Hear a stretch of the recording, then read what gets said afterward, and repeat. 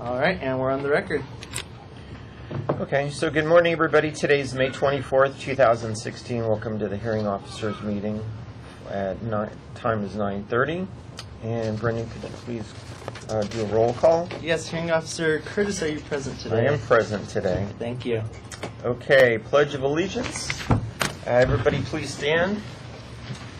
Face the flag and repeat after me. I pledge allegiance to the flag of the United States of America and to the republic for which it stands, one nation, under God, indivisible, with liberty and justice for all. And please remain standing for your oath. All right, so I'm going to place everyone under oath. If I could have you guys stand, please, too, where I'm going to put everyone under oath. All right, I'll now place everyone under oath. When I complete reading your oath, please state I do. Please raise your right arm. You and each of you solemnly affirm that the testimony you're about to give and the matters now pending before this hearing officer will be the truth, the whole truth, and nothing but the truth. I do. Thank you. Thanks, Brendan. People need to be standing for that? I forgot. I know. Yeah. They do, okay. Next is the agenda review. All right. Item 5, agenda review for May 24th, 2016. The clerk of the board recommends approval of the agenda review by the hearing officer. The agenda review consists of the following agenda items. And I'll take this a little slow because it is 2 pages.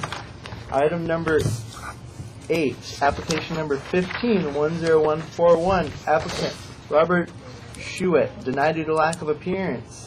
Item number 9, application number 15-10165, applicant Fox Beam, denied due to lack of appearance. Item number 10, application number 15-10169, applicant Juan Ruiz, denied due to lack of appearance.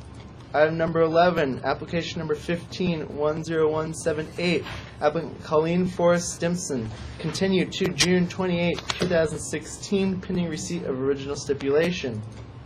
Item number 12, application number 15-10244, applicant Beatrice Rouse, denied due to lack of appearance.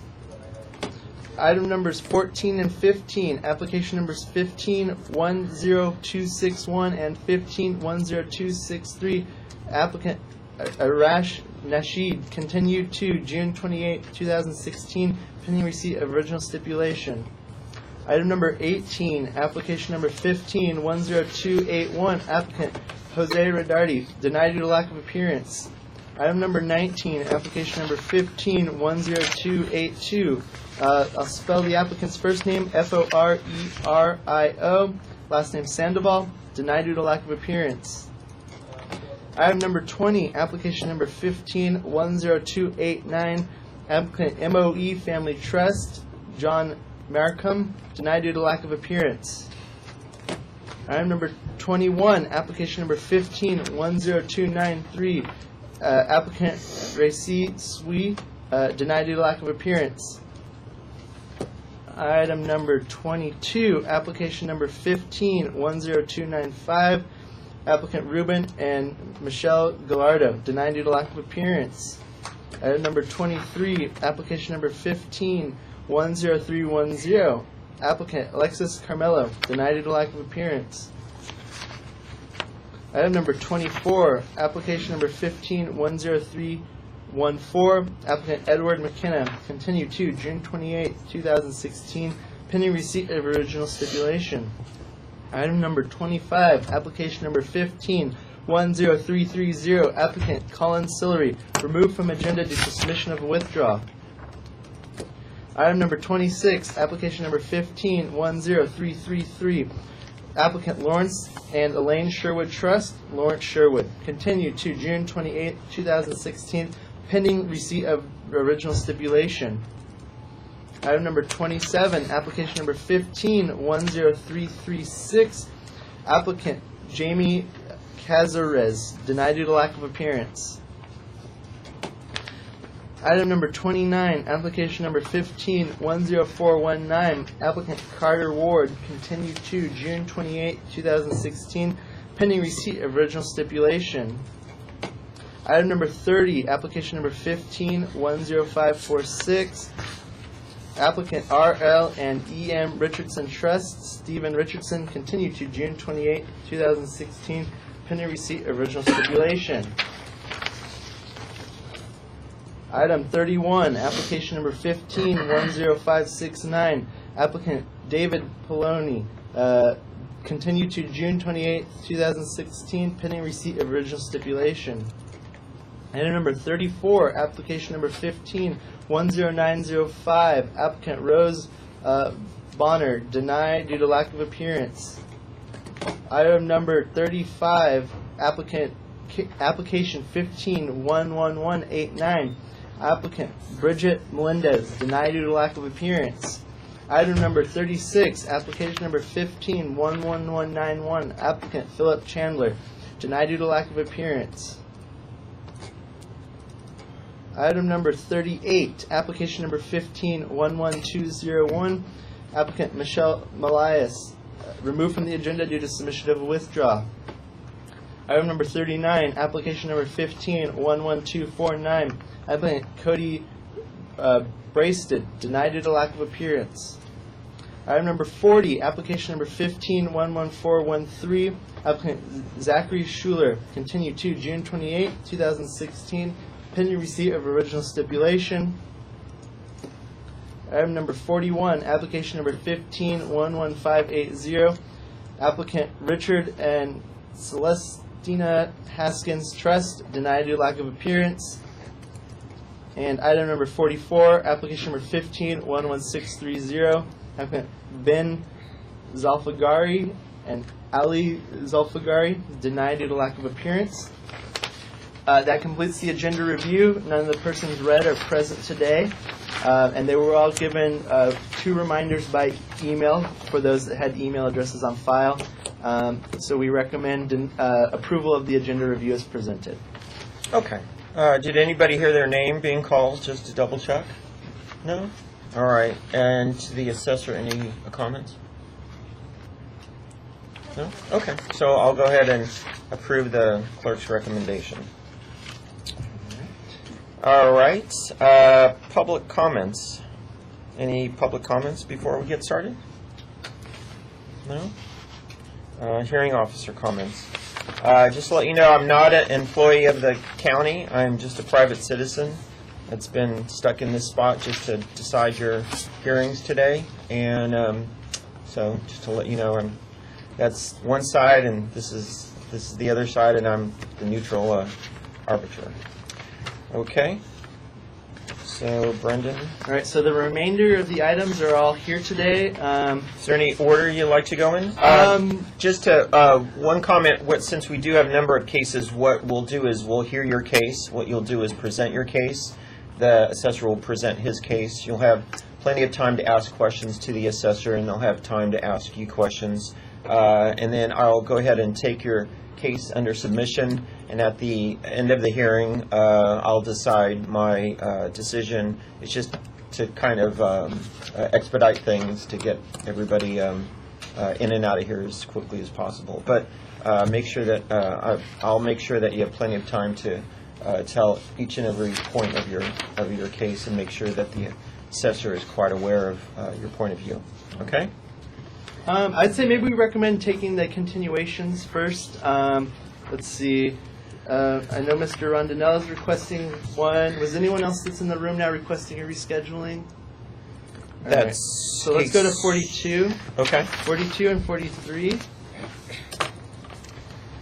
Okay, so that's item number 42, 43, application 51-11606 and 51-11607, Anthony Rondinella. Here. Oh, okay. And did you want to postpone it? Yeah, I think, yes. He submitted some information late in the time period, and we didn't get time to fully process it, but we want to go through that information and then have Figure it further out. discussions. Okay. Exactly. And I think we'll be able to work it out so that if we have the June 28th, it'll probably be with request to Okay. cancel that. But Brendan, is that acceptable? So You would prefer June 28th I just to would. keep the paperwork rolling? Is Yeah, that- okay. yeah. I'm fine with it. Okay. If this is okay with you. Yeah. Assessor's office has no problem. All right. And it was my fault. I didn't. This is the first time I've ever done something like this, Yeah. so I, There's no fault here. I figured here's all the paperwork. You probably take care of it in an hour or two, right? Hopefully. All right, so we'll continue to June 28th. Is that acceptable, Vern? Yes, it is. Okay, so we'll go ahead and approve that. So be in communication with the assessor. That's the biggest key. And if something is not resolved, we'll see you back on June 28th. Do you have a card? I think he already Yeah, had a card. You can have another one. Okay, that's it. And should I wait and call you? Yeah. Okay, so I'll be back in town about the Good. 6th of June. Secretly, I'm going out of town pretty soon, so. You're not going to Texas, are you? No, actually. Yeah, I got to take my wife to barbecue in Texas. I love that woman. Okay. That sounds good. All right, so you're all set unless you want to stay and watch. Yeah, it's on record. It's on, yeah, it's recorded now. No, I have chores I have to do. Yeah. And then, Good luck to y'all. Thank you. Thanks. I believe number 37 is also a request for scheduling. Okay, number 37, it's application 11195 Blake Allred. Sit Yeah. or just stand. Are you Blake? Yes. Oh, hey. Okay, so did you want a postponement? I just wanted to extend it again. Okay. Would October 25th be okay? Sure. Gives you plenty of time. That's fine. Brendan? Okay. Yeah, October 25th is preferred if that works with everyone. Nice to meet you. Okay, so the key is to be in touch with the assessor in between now and October 25th. If you don't resolve something, we'll see you back here, but most of the time, talk to Mr. Denham or the assessors. Probably the June best. 6th, give me a call right around then. All right. Appreciate it. Thanks, Rick. Remind me what I'm doing at that point. Thank All you. right. Thanks so much. So you'll be back June 6th? Is that what you're... Actually, a little sooner than that, but it's 6/6 is easy for people to When are you remember. leaving? Monday? Shortly. Yeah, after the, I'm going to have I'm just taking the week off between the short week. So hearing Officer Chris, do you approve the continuance to October 25th, 2016? Yes. All right, and that has been recorded. All right, so the remainder of the agenda, from my understanding, is all prepared to go forward today. So I'd recommend we just, should we do a brief overview? I already know everyone's prepared to go forward. We do have one request for... We're not prepared to go forward on Oh, okay. So let's go ahead and call them in order. Let's start with item number 13. Okay, 13, application 1510257. It's Tian Long and Miao Lo. Miao Lo. Oh, okay. Just like the cat. All right. Come on up. Let's just, if we can just leave everyone, it'd be easier if we just make sure everyone's ready to go forward rather than Oh, okay, dragging them sure. up to the table. Are you ready to go forward today? Yes. Okay. No. 1510257. Okay. Should we drag them forward? And Oh, to the assessor? Just trying to find out. Just checking. I think we're ready. okay. 102, what is it? I'm sorry. 10257. I'm not, what street is that on? Smoke Tree Avenue. Oh, Smoke Tree. The street? Yeah, that's what I need. Thanks. No problem. That'll work. Okay. So you would be ready to go forward on that one today? Sure. Okay. So then next is 16. 1510279, Lourdes Yu. Miss Yu, you're ready to go forward today? Yes. Yep. Assessor? Yeah. You go forward. All right. Item number 17, application 1510280, Marvin Frake. Yep. Mr. Frake, are you ready to move forward today? I am. Assessor? All right. 20. Next, 28, 1510341, R.C. Newman, Revocable Trust. I believe they're requesting to... No, it's okay. You're okay? Okay. Are you ready to go forward today? Yes, I am. Thank you. Yep. Assessor's ready? Okay. 32 and 33. Application 15-10719 and 15-10720. Stefan Gregorchuk, Yes. are you ready to go forward today? Yep. Assessor? 720, no. Okay, so you on 19, the assessor's ready to go forward, but on 20, the assessor wants a continuance? I requested information to be provided and no information has been provided yet. Okay. I did send him an email on March 2nd with, he requested the comparables that I used. So therefore I sent him an email and I haven't received a response since. All right. So, here. She's- Oh, his, no. I'm a house. Oh, you're a Sorry. Yeah, it's a So little I'm talking confusing. about, yeah. Same, two different, you got two of us, you were lucky. Right. I thought we were going to take care of it all today. Yeah. All right. So, are you okay with the assessor continuing the 15-10720? All right. We have the same information. It's fine. If you need more time, that's fine.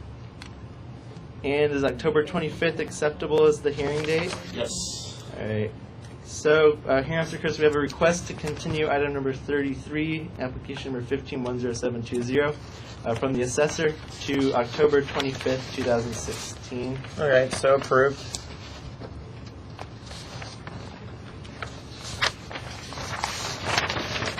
And that covers everything. So, if we want to go ahead and take, just take number 13 first. Okay, great. So, So now if you want to come on forward to the table. Should we put on yeah, or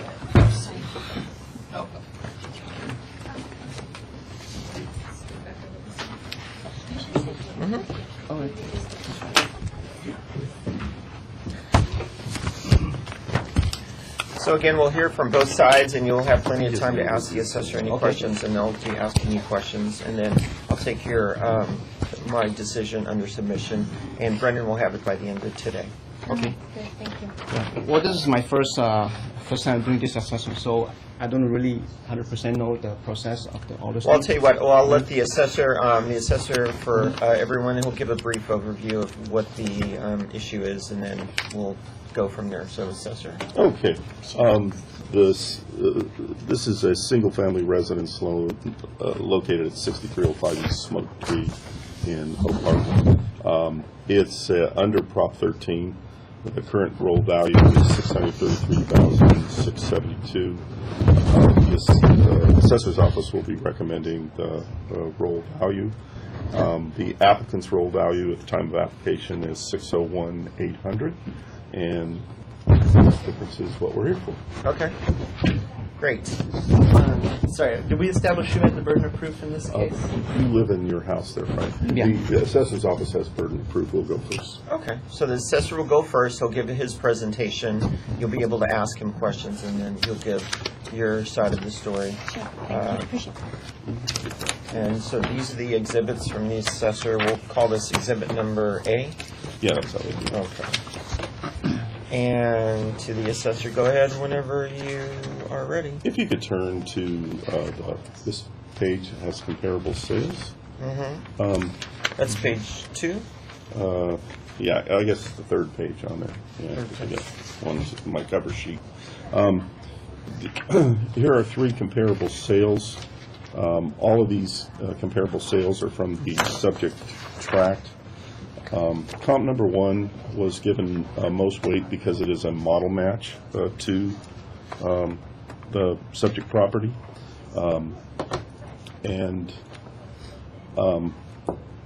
If you notice, we are the final conclusion was $700,000. I did not want the hearing officer to put that because it's under Prop 13. If there was a decision in our way, the Prop 13 number is 633,672. So that's actually the ultimate final that we recommend. But we believe the current market value as of 1/1/15 was higher.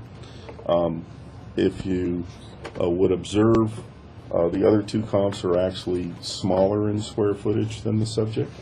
When we look at their gross, their actual raw sale prices There are 702, 739, and 695. Their adjusted values are 702, 731, and 683. All 6 values, different ways, would indicate that the Prop 13 value of 633, 672 is lower. And of course, under Prop 13, if it's market value or the Prop 13 value, the assessor's office is to put the lower of the 2 values. In this case, the Prop 13 value is lower than what we believe the market value is. The next page has the comps.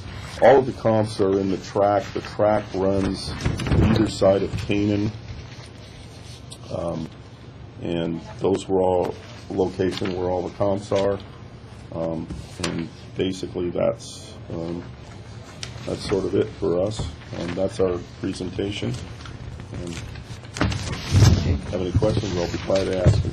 So, about that comparative sales of the 90 days rules means that the assess date is on January 1st, correct? January 1st, 2015 is what you filed on, sir. Okay. Yes. So the we want to make sure this 90 days rules means that everything after 90 days, which means after March 31st, cannot be used as a comparable value.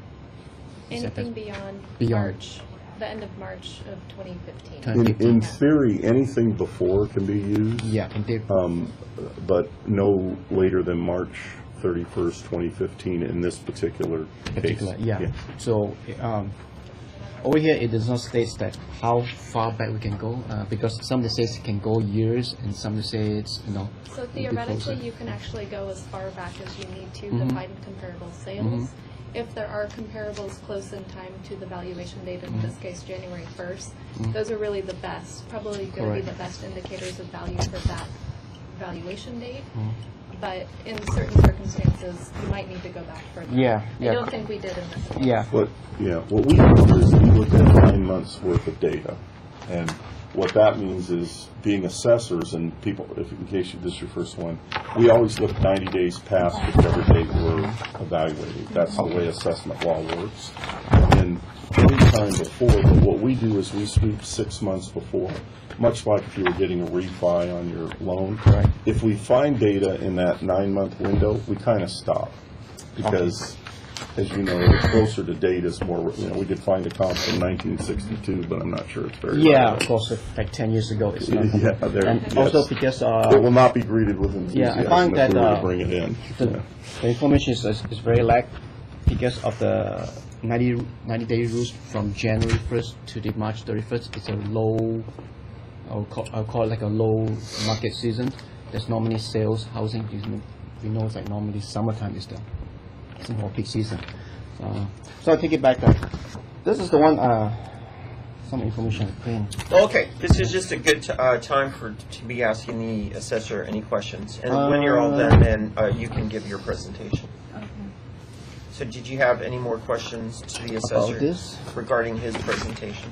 Yeah, I guess No. I'm not sure if you have a proper terms, but while you're doing the assessments on a house, is there like a floor plan, like we break it down, like 4 bedrooms, 2 bathroom, and what? We have general information. If you look on our form, maybe this will help you.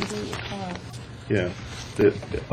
For instance, it's kind of in the middle of the form right here under bed and bath. It says 4-2, 3-2, 4-2. Those are 4 bedrooms, 2 baths.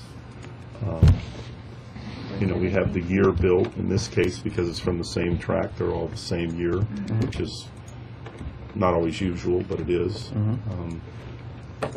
And then it talks about probably the most confusing when it says miscellaneous. That's porches and patios. And Correct. Yeah. so we make adjustments for Yeah.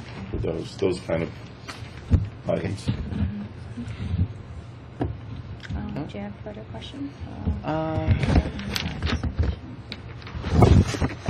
Well, actually, I want to show you the COM2. I think this is my house. The picture, but picture. Yeah. Yeah. Okay. I remember that one. Okay. Oh yeah, that's our house. Maybe they Which got is- swapped. Which so. is not the COM2. Yeah, okay. COM2. We swapped them. I apologize. Okay. Thank you. So so the picture for comp 2 is your house, and the picture for the subject is comp 2? I believe so. Okay. Did you have any more questions to the assessor? No. Yeah. Okay. So my turn for the questions. So I think probably the applicant's question with regards to the bedroom count was, you had used some that were 3 bedrooms. Did you make any adjustments for bedrooms? In this case, we did not. Sometimes we do. We did not in this case. Okay, so you used 3 bedrooms and you didn't do any kind of adjustment? It's probably to the It looks text. like it's accounted for in the square footage difference. We use only the square footage to account for that. Okay, and it looks like your square footage, you adjusted it at $100 a square foot? I believe so, yeah. Is that typical for this tract? Yes. Okay. So on the map, you have 6 comps to the assessor. 6 comps. 3 columns. Did I give you 2 pages or something in that one? I have comps 4, 5, and 6. No. I didn't use them. Okay. I don't know if it's from the same appraisal. Okay. Okay. Yep. And so you have comps 1 through 3. Yes. Okay, so the subject is pretty close to Canaan. So did you make any adjustment for him being near Canaan? No, we have found, and this is just what we do standard throughout the county, is that the actual house that fronts, we make adjustments for any time they're 1 or 2 off. Once they're from 2 on, off. I believe he's the 2nd or 3rd home off of Canaan. Okay, how many houses are you from Canaan? How many houses on Cannon? No, from Canaan are you? Second house. Okay, Yeah. Second house. very nice. Okay, no more questions. So it's your turn for your presentation. Yes. I'm using. And do you have 3 copies of your? Yes. exhibit? Yes. Okay, 3 copies. now's a good time to hand them out. Okay. So. Thanks. Do I give you all 2 copies? Yeah. Yeah. Oh, Each one. Sure. two, Take one. three, I'll take the and last Yeah. copy. Okay. Thank you. So Just a 1 second. And everybody has 3 copies of their exhibits? Just to double check? Okay. All right, very good. Go ahead. well, the first page is on the upper left is 6301 Smoke Tree Avenue, which is my neighbor. This is the first house The first house from Cannon. from Cannon. Yes. And the second house, and it is exactly the same one. The floor size is 1901. Okay. Exactly the same. I have some pictures back there, but we'll just go with that later. The sales price of that one, it's $535. It was sold on August 2012. 2012. Okay. And also, so we're talking about your date as of January 1, 2015. Correct. Okay. Yes, I know that we can go. You can go back as many years. Of Yeah, course, I'm not. technically. Yeah, technically. Of course, I'm not saying that my house right now is assessed at 535. Yes. Correct. I understand that one. Yeah. And also, you look at that, the second page of this neighbor house. It does have a pool as well. Have a pool and a spa. So a tile roof. And mine, it's a basic single house with no pool, just a regular backyard. It's a composite roof. It's no renovation. Okay, and what I want to present is the second page with all my neighbors' assessor value. It's from 2013 and 2014. The assessor only increased 0.5%, and then from 2014 to 2015, it's plus 2%. So the increase of the percentage is not relevant to mine. Okay, and then the third page. Actually, I should separate that. I don't need to confuse it. Yeah. The third page is our The house. third page is my house. up over there is just 6305 Smoke Hill Avenue. That's my house, and we're going to do the same thing. The floor size, 1901 square feet. They have the exact same floor plan as us. Yes. It's identical, except in our opinion, if they just seem to have more upgrades, they have a pool, they have a There's a spa, pool. they What have was better the address room. on this one? 6301. That's next door. That's the first house. Oh, the first you're still house talking on- about the first house? Yeah. Oh, I thought you moved Yeah. on. Okay, now Yeah. I'm talking about Sorry. the second house. If you look at comparable, Yeah. the accessories side by side. What, I'm sorry, are we switching houses now? No, just my house and. Oh, you're on your own house? Yeah. I First guess, house. officer, we come from a very humble background. We don't have a lot of knowledge as far as going to a property tax and what we Yes. think is fair. Yeah. Is by just comparing to what we know from the neighborhoods on the same streets, and we just happen to know the neighbor have the same kind of house that we have, and they have the so-called a more beautiful upgrade version. But it just seems that their tax increments by the percentage is not as steep as ours. So that just kind of gives us some questions in our mind that we hope that we can, come and talk Sure. to you guys about. I That's all. I understand. mean, So you're- we don't have. Sure, I Yeah. understand. So Okay.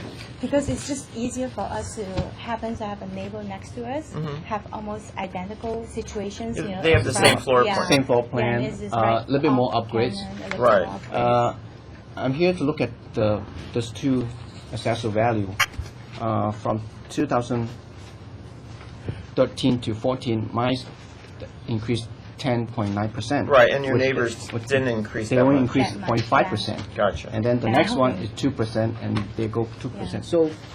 So it's of course, I'm not saying that my house right now should be 535, same as my neighbor. Yeah, and we Right. understand what Rick's Yeah. doing for the The- neighborhood. I'm sure you're very knowledgeable, and we're not challenging, his numbers, but we are just hoping that we can just kind of like, look into our situation individually to see if there's maybe something that, comparing to the neighborhood's house, is there something that we can look into to make sure there's no error? Sure. Yeah. Mm-hmm. Okay. Yeah. Good points. Okay. So, okay. Sorry. So my biggest point is the increase of the percentage. So let's say if everybody's in the Prop 13, so it's more than not more than 2%. So if 2% means that 2% increase for all the houses, but it looks like here the percentage is not doesn't move at the same time. Mine is like Yeah, way I can faster. see that. Could we answer this question out of order, sir? Well, let's just, Okay, let's well, give them, I'll help him. it's their due. Yeah, I'm sorry. Okay. Good points. Okay, so anything else? You want to show the Yeah. pictures of our house, maybe? And also, Oh, I okay. found one more sales on Canaan Road, Yeah. 245 Canaan Road. Okay, so I print out. 245 Keenan. That's the one. Okay. And it's transferred on, So on November 2014, I get it from online, and it's a public, and also it have the parcel number. okay, so it's transferred in 1114 for 11:14. 615, 615, correct. and it's So- similar to yours. Similar to, and then the floor size is 1892. So it's a little bit, and it's Okay. yeah. So this is the closest I can find. I have more over there, but those something it go back to June. There's another one. It's June 2014. It's 630,000, and it's a bigger square feet. It's 1971 square feet. It's a newer house. Which one was that? Sorry, 58 Crescent Drive. 458 Crest Hill Drive. Okay. Sorry, I'm jumping around. I've been looking at this Oh, that one. the few days. And that sold in June of 14? June 14. Okay. It does have a pool. It's a newer. Actually, yeah. It's a little bit bigger, 1971 square feet.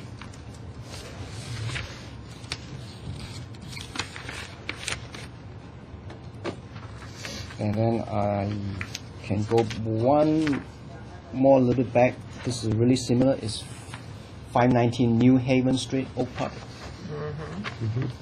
So on August 2013 for $565. That one is built a newer house, built in 1989. The floor plan is a little bit bigger, 1,950 square feet, and so on. So Okay. yeah. Also, this is the pictures of the my property. I don't know if I can use it, but just show you the condition of it's not like an upgrade, ready Sure. to sell. So this is your property right Yeah, here? the second one, and then also on Google Map you can see the first house it does have a pool and a spa, and then the second one is my house. It's exactly the same track. Everything's the same. So Okay, and this is your covered patio? Oh, yeah. yes, a cover patio. So it's not in a premium like where upgrade. Looks like my covered patio. Yeah. So nice. You have the pictures. I don't have a picture. So These are, so the cracks and stuff in the drywall, that's current? yeah.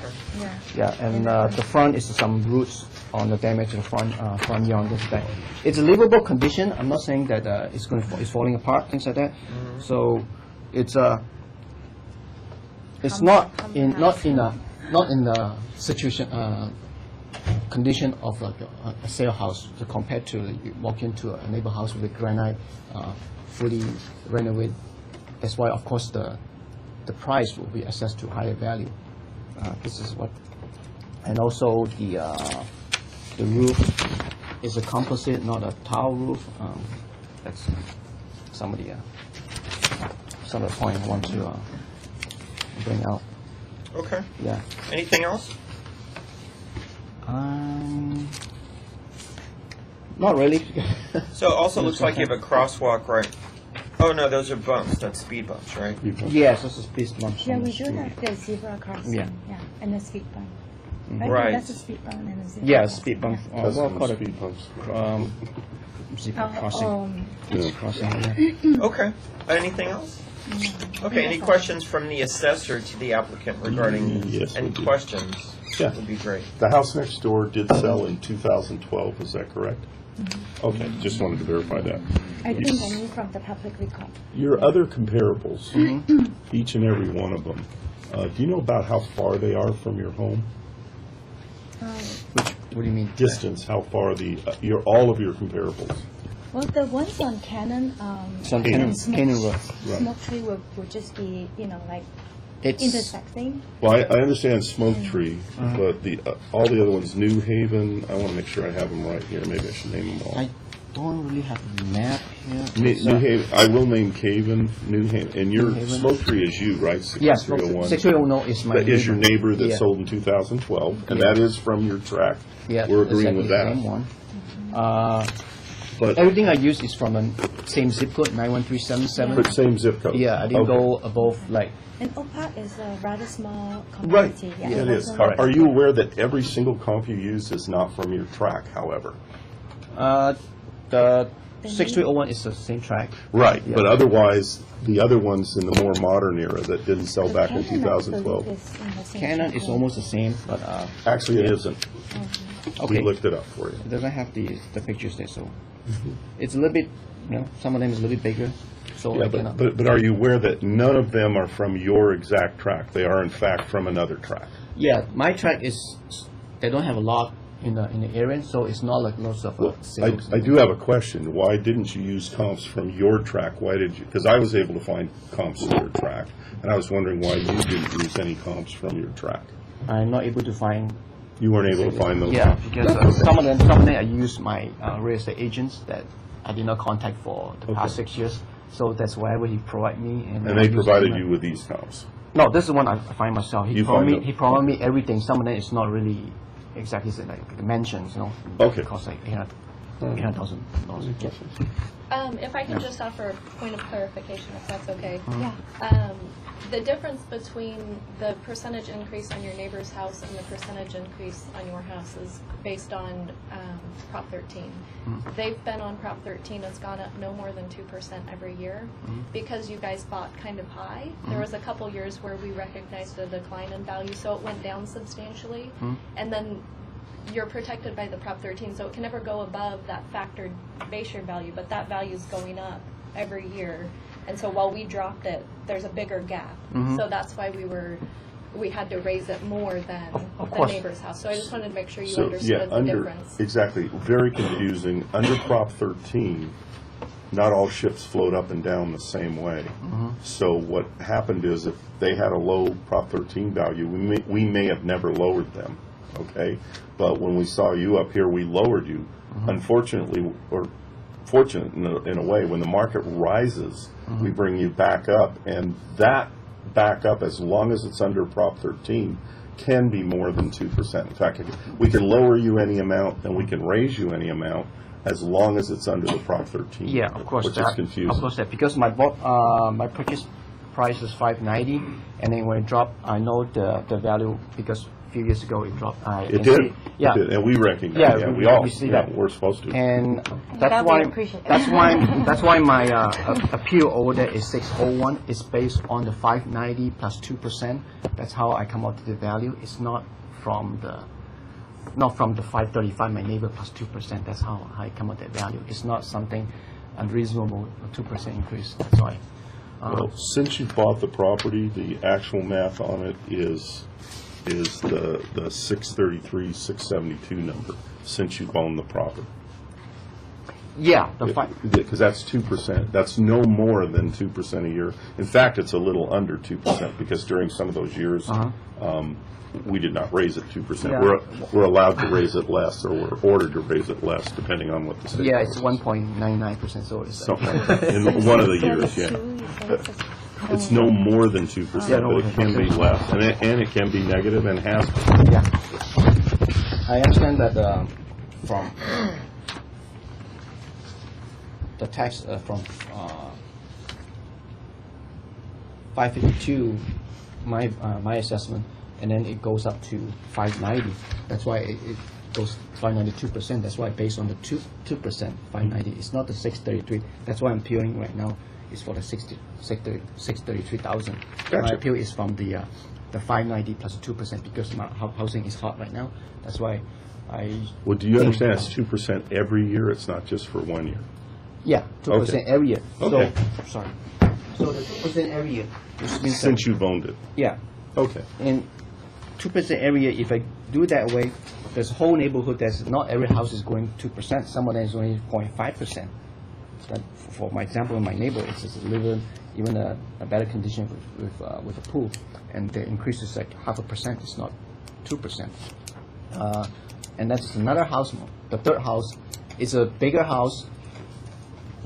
It's very hard to compare, but I'm just giving an example. That 6309 is a bigger house. The increase also 0.5%. It's not like 2%. Some of the house. They even have a bigger house because they bought it way back then, so the assessed value for that house is 432. My third house, neighbor house, is a 2,200 square feet house. It's a bigger house, 2-story, tile roof, even better condition. Of course, I cannot use that because they bought it like way back in 2000. Okay. Yeah, I think we got it. Okay, any more questions from the assessor to the applicant regarding his presentation? No. Okay. Just to comment too, as far as increases in assessment value, we give most weight to comparable data. In other words, my assessed value, thank goodness, is really low, but if I was to compare, look at comps for what my house is right now, it would be much greater than what my assessed value because I've owned it for 20 years. Yeah. You know what I mean? So the highest weight that we give to when we do valuations is with an appraisal, and in an appraisal we look at comparables, what stuff is actually selling for.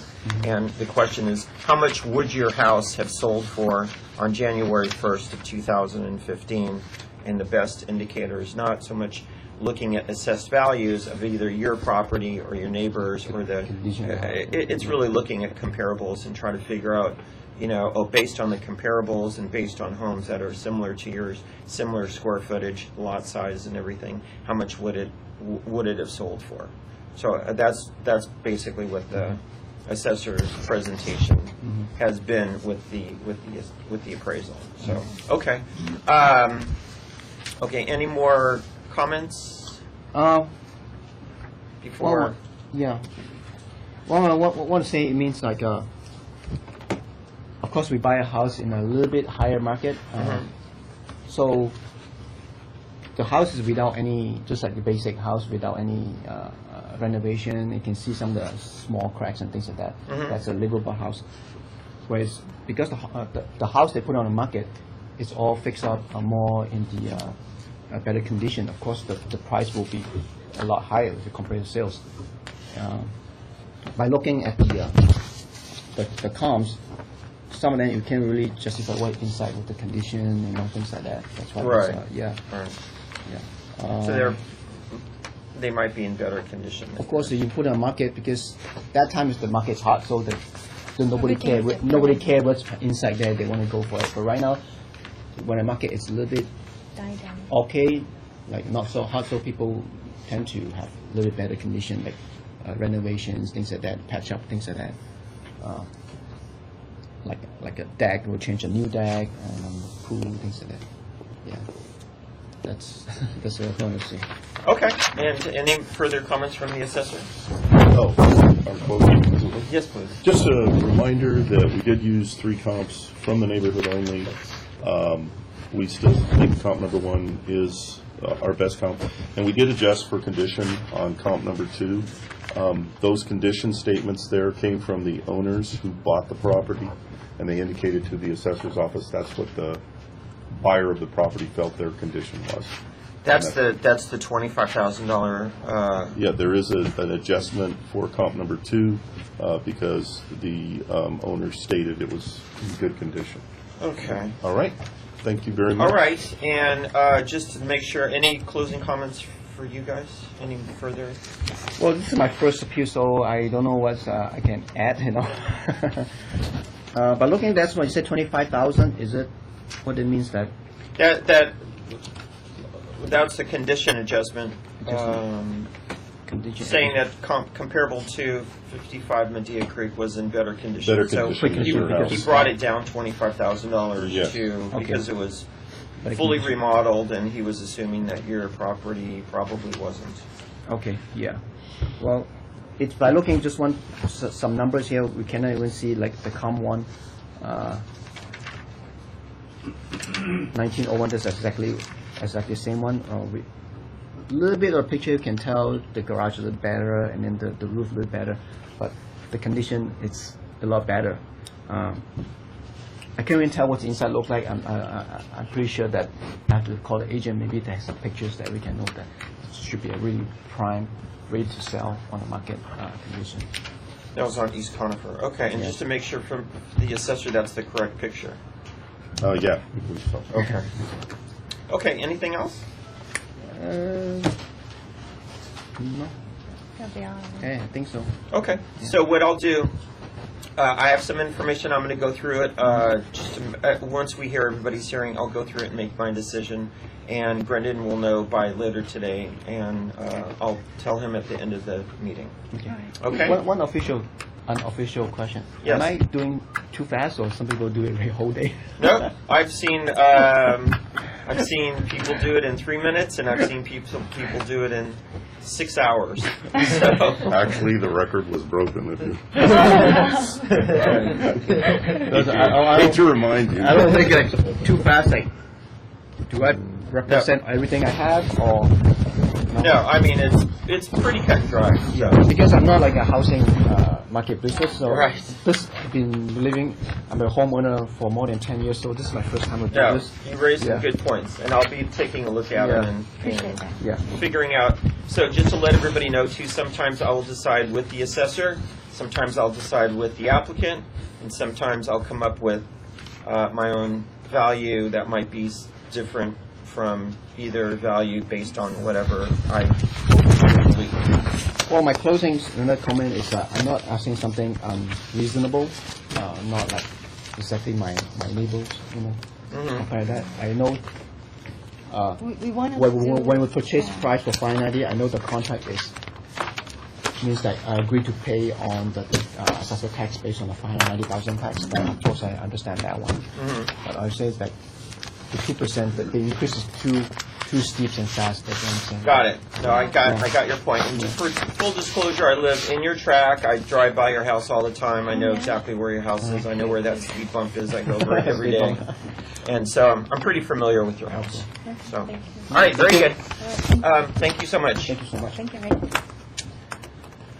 Okay, so again, I'll make my decision at the end, and You can leave the chairs there. Brendan know. So just to move swiftly to the next one, just to get everybody Item 16. in and out. So the next one is application 1510279. It's item 16, Lourdes Yu. Good morning. How are you? Got it.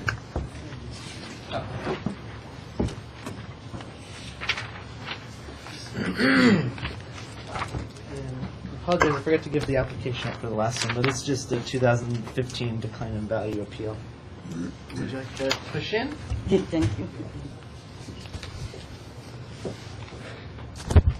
Okay, and to the good morning. And so the assessor's going to give us a brief overview of your property. Thank you, assessor. Yes. This is a single-family residence, Oxnard, California. It is also, like the prior case, a Prop 13 case. The Prop 13 value for 1115 is $344,756. The applicant believes their property is worth $320,000 as of 1115. The actual appraisal is higher. It's at $430,000 based on comparable sales around 1115. And but we are recommending the Prop 13 value of $344,756. Okay, so here we have a value of $337,756. Is that a little bit different? What is it? 336. What's that? That might be minus homeowners, I'm guessing. Okay, so you're saying it's worth 344. You're saying it's worth. That's the recommended value. Okay. We actually think it's higher market in the market. And you're saying it's 320. So we're not that far off, are we? Okay. Yeah. So- So, and are you do occupy your house? Is that right, ma'am? You live there? Yeah, I'm alone. Yeah. Exactly. Okay. And so the assessor's office assumes burden of proof. Okay, so just to let you know, so the assessor will go first. He'll give a presentation. You'll have time to ask him questions, and then you'll give your presentation. Okay, Okay. go ahead. Okay. The assessor's excuse me, office used 4 comparable sales that are all at least around the same size or slightly larger. The first 2 comps are from a very similar neighborhood, very close by. We use those because they more closely match the square footage of the subject and therefore had less adjustments. We are, the 2, comps 3 and 4 are actually from the subject area. These tracks were built kind of bing, so there isn't much difference. Subject track. Huh? Was it in the subject track? Yeah, 3 and 4. 3 and 4 are in the subject track, and they're larger homes, and so we wanted to get something more its size. As you can see by age, they're pretty similar, and anyway, that's how we did it to try to, and that's why we used a total of 4 comps. So just a reminder, comps 3 and 4 are from the subject, and 1 and 2 are from 2 adjoining tracts. The sales prices at the time, the raw sale prices, go from a low of $415 to a high of $515. and the adjusted values go from a low of 420 to a high of 494. We concluded 430 at our present time. Here's a picture of where all the comparable sales come from, and they're the subject, and then there's, this one is actually on this street item, but it literally is on the kind of kitty corner, so it's right, you could see it from the subject. The other two is the track below and the track above. Northeast Oxnard. And from our evidence and data, 430 is a reasonable probable value. Just a reminder again, the actual value that we're recommending is 344,750 based upon Prop 13. Okay. So again, your value is 430, but it's lower because of Prop 13. We recommend following the law, yes, to you and us. Okay, and lower value. Okay. Any questions to the assessor regarding his I'd like presentation? to see the map later on. Oh, I gave you. It's on your No, the map. exhibit. Yes, ma'am, I'm sorry. Oh, the, Yeah, oh, this one. that one right there. I have this. Did you have any questions to the assessor regarding his presentation at this point? It's in my presentation because the models, these comparable homes that you have in your copy here, are not in the same models that I have, and they're newer. Yes, I understand. Newer, bigger homes. I understand. But did you have any questions to the assessor? No, I don't have any. Okay, so go, you can do your presentation. I'm opposing Yeah. the comparable Okay. homes. So do you want to give your presentation? Yes. Thank you. Thanks.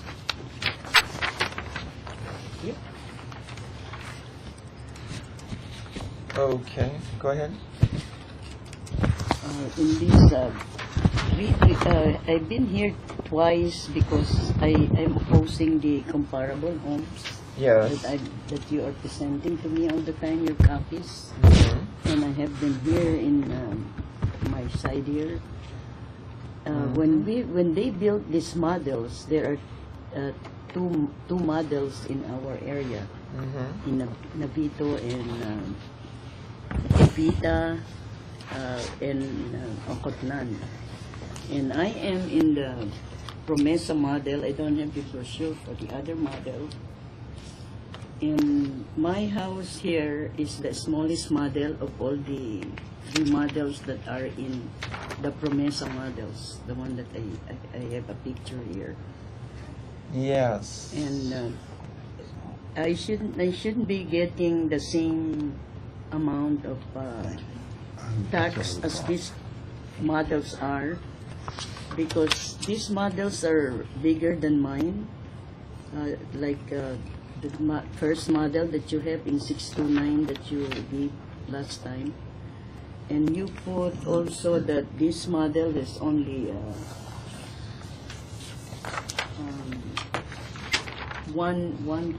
two car garage. They have 3-car garage, because the one in front here is a garage, and where the truck is parked there is another garage.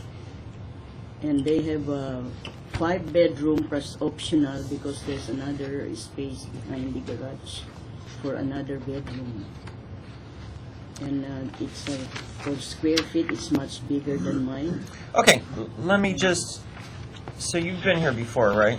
Yeah, I've been here before. I remember. That's why I'm correcting these models that you compare. Okay, so just to cut you off here real quick. So the two comparables that you show, where do you get these? 629 Novita? That is the model that you had in your copy before. And I Last time. copied it last time. Right, but we're Yes. doing it this time. Yes, it's Okay. in the same model as my house. I understand, but he's presented you comparables that are similar to yours. Yes, I only corrected some of the items that you mentioned in your copy. Oh, That's why I okay. use it up again. But then, these are from last time? No, These two?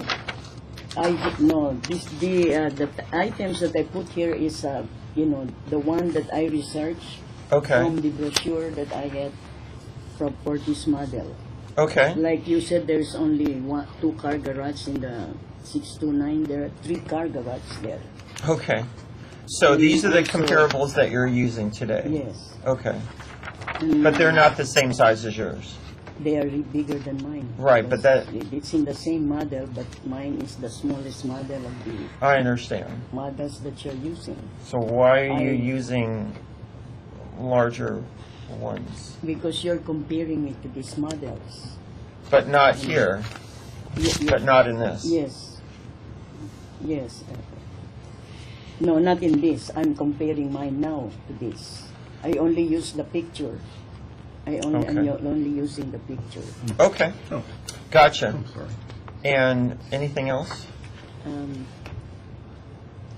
Also, at 908, I don't have that picture. It's the same, exactly the same house as mine. And I know the people who live there. They are $100 less. 908. 908 Navito. Exactly the same house as mine, the same model. But it's Yeah. not on your sheet. I don't because it looks like mine. Okay. Anything else? And it's $100 less than mine because it happened to be on the phase 1 when the models were open. Gotcha. And then you also compared me to, there is another, my model is the Promesa and the other model is the Sueño. And you presented a picture there of another house in Evita. The Sueño model are models that are 5 to 6 bedroom, and there's no house with 3 bedrooms there. As you put in your exhibits here, that this model is only 3 bedrooms. Gotcha. Okay. There's 5 to 6 bedrooms and bigger square feet than my house. Okay. And this bird, Might be misspelled. yeah, the 3-bedroom house cannot be 459,000. The worth will not be 459,000. Right. Because Okay. it's only 3-bedroom, but that's not 3-bedroom. Okay. So it will be 459,000 because it has 5 to 6 bedrooms. Okay. Anything else?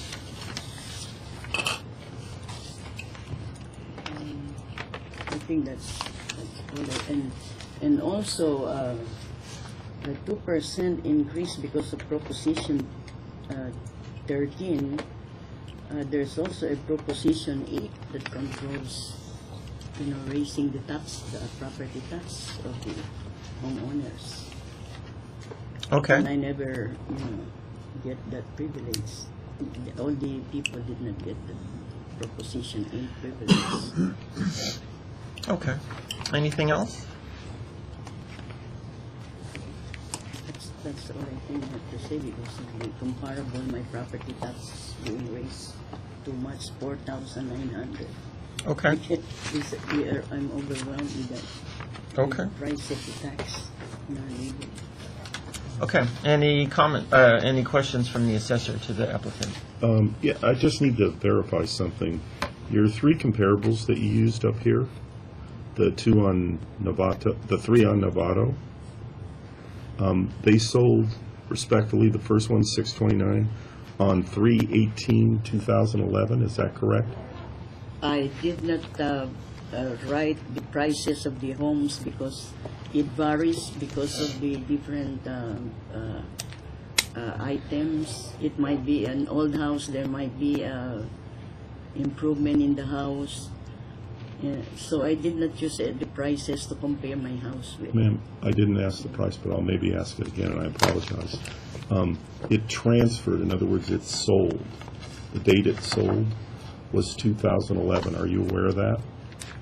No, I didn't. You didn't know? I So didn't know that. you just wrote these 3 down, you weren't aware when they sold? No, I didn't. Well, let me help you. The second house sold 11/19/2012 for the record, and the third house sold 4/5. for the record. That's 628 Novito? Novito? Yes, sold in 2002, last transferred. Okay. Okay, all right. Any, so I have no questions. Do you have any closing comments? Well, I like to have the right assessment of my house. I don't want to pay the same amount of tax as the other bigger houses than mine in my area. Okay. And just to confirm, the square footage of your house is 2,033. And what's the name of your model again? Is it this? My model, I think, is Daybreak. The models of all these houses. No. The model. What's your model? Mine is Daybreak, but it's under the Promesa model. Promessa's a track. Promesa. I understand, but the model is called Daybreak. Daybreak. Okay. Any comments from any closing comments from the assessor? Okay, I'm sorry. It's under the Promesa. Right. The other bigger model is Sueño. Right. And any closing comments from the assessor? I'd just like to thank you for coming in today and encourage you. We're going to be sending out value notices in July. And if you have any questions about that future bill, please call us and we can discuss it then. But no further comments about this. Okay, and she did bring up Prop 8. Could you answer her questions or comments regarding Prop 8? Sure. Anytime the market value goes below your factored Prop 13 value, which is your purchase price generally, and that number goes up 2% every year, we can recognize a Prop 8 or a decline in value when the market value goes below that. Here with our appraisal, it looks like the market value on January 1 was $430,000, and that's the value that we're saying it would probably have sold for had it been on the market as of January 1. So because your Prop 13 value is so much lower, it was $244,000, I think, $344,000. There's no decline in value to recognize. The market value of your property would have to be less than $344,000. I also mentioned about that house in 908, which is $100 less than my property tax. Oh, different, yeah, property tax bills. Maybe you can explain property tax bills to her. Right. So we have to look at sales that are close in time to the valuation date. The sales that you provided sold several years ago at a minimum, so it's not really comparable to January 1 of 2015. So they're also protected under Prop 13, and their values have gone up no more than 2%. For example, one of the properties sold in 2002. So they have a very low assessed value. And when they purchased their property, they were assessed at their purchase price, and then that value goes up no more than 2% a year. But it's not the same as market value. It would transfer for a lot more than their We bought the assessed house value. on that year at the same time because they're building the homes at the same time. You bought it on June 26, 2001. Yes. Yes. Yeah, all the houses there are built in 2001. Right. In and, Navito. and at that time, I don't know what kind of upgrades each house, you might have chose different upgrades than they did. I don't have any information about what happened back then. We can just look at the value as of January 1, 2015 for this appeal. The upgrades is, I think it's part of the house. You pay the upgrade, with your money, not Right, not that a would be of part of the purchase price. It doesn't raise the amount, the cost of the house because you put an upgrade there. The builders will not pay for your upgrade. You pay your own upgrade, so they don't base the property tax on the upgrades. Actually, we do recognize the upgrades in the purchase price. So you're going to have a base price. If you're buying a brand new home, you would have the base price, and we would add, and if you spent $50,000 to upgrade to granite counters and tile floors versus, Formica and carpet, we would recognize that in the assessed That's not value, how yes. how they do that before. The builders doesn't pay for your upgrades. If the cost of the house is 273, you pay that amount of the amount of that house to the builder. And if you put $2,000 for your upgrade, that your house will not be plus 273 plus 2 if you don't add the upgrades there. Okay, you know what? I have enough information to make my decision. Thank you very much. Thank you, Ms. Yu, and hope to see you again. Just for clarification, you're taking this matter under submission for decision later. Right. I'll be making my decision today and let Brendan know, so you can contact Brendan a little bit later. Thank you very much. Okay, the next one is item number 17, application 1510280, Marvin Frake. Come on up. Welcome. Thank you. And to the assessor, can you give us a brief overview? Yes. Thanks. And you live in your house? No, sir? Yes. Okay. I'll just pass this out. Keep it moving. Mr. Denham, do you have one for me? I do. Record? Thank you. We do.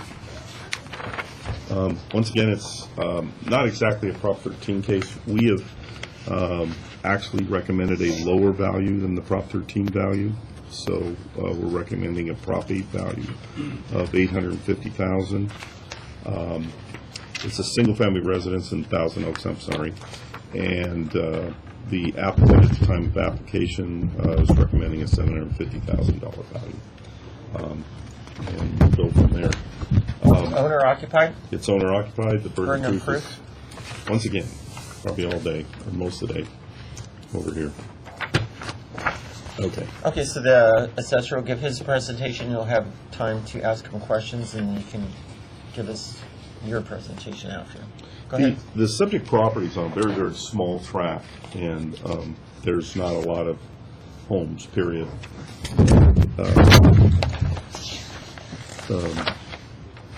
So you virtually have to go into different neighborhoods, which makes it more difficult to appraise. Although his tract is called conforming, it by the lot sizes, and as you drive by it has a different kind of ambiance. I would say that when I drove it in person, and creates a different value sequence. Comp number one is the assessor's office most important comp. Comp number one actually touches the subject property, which I didn't realize because they're in two kind of entirely different books. And so that would probably be our most prevalent comp. The other comps are similar in size and amenities and lot size, although they are all a little bit older than the subject, and all from Thousand Oaks. And basically, that's what we did. And we put most weight on comp one, which sold for $875. And like I said, actually physically touches the subject property. All the other comps are basically north of it, in areas that have larger lots. And that's our basic conclusion. And we've done a history study of the subject neighborhood. And during that study, we discovered that Mr. Frake, in the last several years, actually longer than the last several, for the last decade, was the lowest price house ever purchased in that neighborhood. And that, Congratulations. yeah, so he wasn't the tallest man standing, so to speak, so that's pretty good. And that there is many neighborhoods with similar size homes, but the demand curve from his neighborhood past and in the future seems to indicate that they pay more money for those homes. I know when I drove it, I was very impressed with this street and that kind of thing. So, anyway, in fact, when I drove it, I was, anyway. Okay. At least you drove it. Okay. Yeah, Anything anyway, else? and that's it. That's basically our presentation. Okay. Any questions to the assessor regarding his presentation? I do. On your map, these homes that you're giving me on Mark 2, 3, and 4 comps, Yes. they are in an area called Lynn Ranch, which I understand from my realtor is not, they're not in the city of Thousand Oaks. And when I asked my realtor for comps, she said I really shouldn't use those, largely because they're horse properties, they're larger acreage, on lot sizes, a lot of them are 6 bedrooms. Mm-hmm. So my comps won't reflect that area. So what is your question? Well, I'm just wondering why, whether or not we should be able to use those comps since they're not in the city of Thousand Oaks. What city are they in, sir? Well, I believe they're unincorporated, Can you look at it? according to the realtor. Okay. Just a second.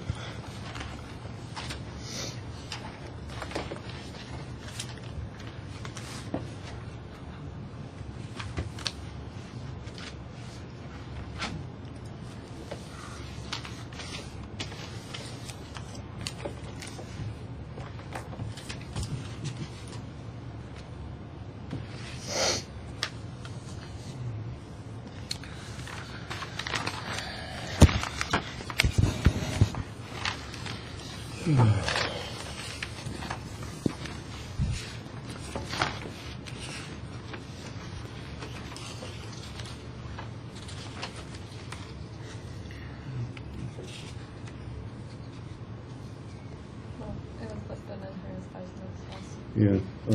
Yeah. Yeah, I think it's clear that Okay. they're in the city area of Thousand Oaks, but you're correct. They're in the unincorporated county area of Ventura County. So if you look at this map, you're here, and some of the comps are here. Okay. So just Whoa. correct? Or No. No, I don't think so. That's what I'm trying to. Where's my Thomas guide? Okay. Oh, you got my Thomas guide. Sorry. All right, I'll do it Thomas guide style. I'm not entirely 100% sure.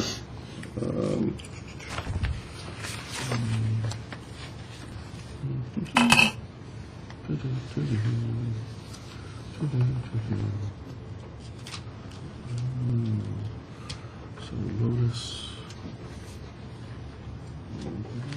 Lotus Judy. Since you brought it up, I'm curious. Lotus Judy and Linwood. Oh, hang on there. Sorry it takes so long, but it's an interesting question. It needs answering. Judy.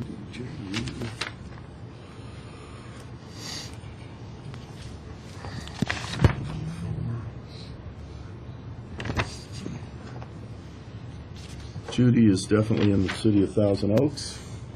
That's count number 3. Lotus 611. Lotus 2.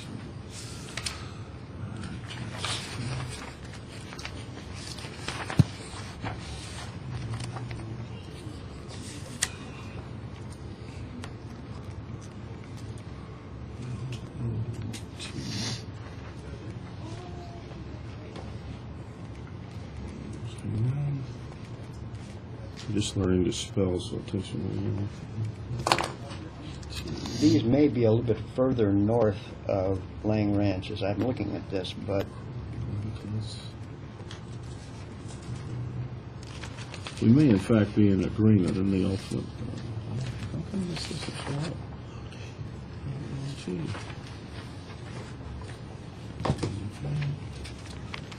Lotus is not, and then we'll look at the last one.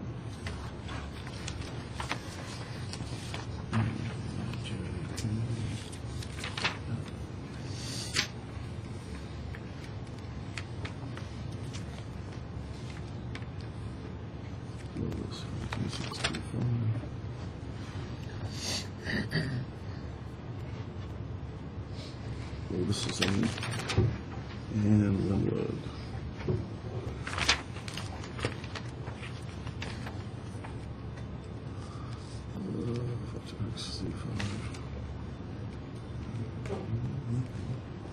Nope.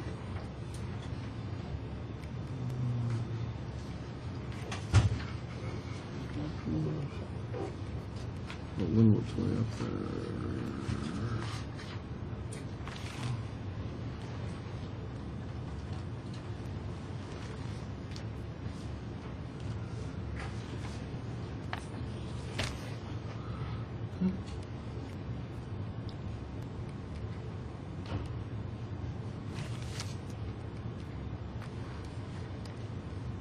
Nope. Actually, all three are located in the city of Thousand Oaks. Okay. So your realtor may have misinformed you. Well, no, she didn't. It's just that I'm looking at this map and assuming they're right above me, but you went further north above that Lynn Ranch. Okay. Very good. So to answer your question, a couple things. You also indicated there were horse property. Well, no, the Land Ranch is horse property. I'm sure it I'm is. not sure about the one above Yeah, it. I'm sorry. I'm sure it is. Actually, we stayed in what would be called the track area, which is why we had to jump over Lynn Ranch. And I would agree with him. And also, just a question of clarification. In your area, are there horse trails or any barns or anything like No, that? not Okay. in that track. Right. So it's sort of apples and apples. So all four of these comps are not horse property. Okay. And one obviously is close by. The other three are similar sized lots, which is one reason I went to them, because that seemed to draw a different price pattern than smaller sized lots. But Let me correct Thank you, comp one is a horse property. You said all four are not. yeah, well, I asked you if there was horses in your area, because I didn't see any when I Well, went. not in our tract. I see. Our tract is 17 homes, I got you. Calinda Place and Vivian Circle. Yeah, The Paseo Grande is a block over. right. Right, those- and we did make an adjustment for the larger lot size. Yeah, we did make an adjustment. Yeah, correct. All right, I have no further questions on. All right, thank you. Okay.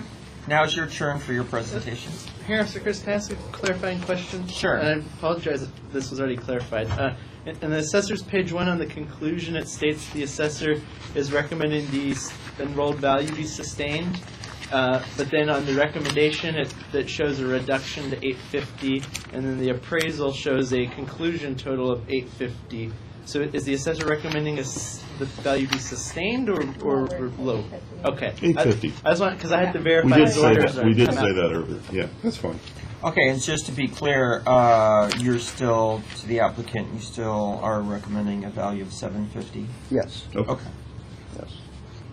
very nice. Your turn. Okay. Hey, thank you. And you got one? Thank you.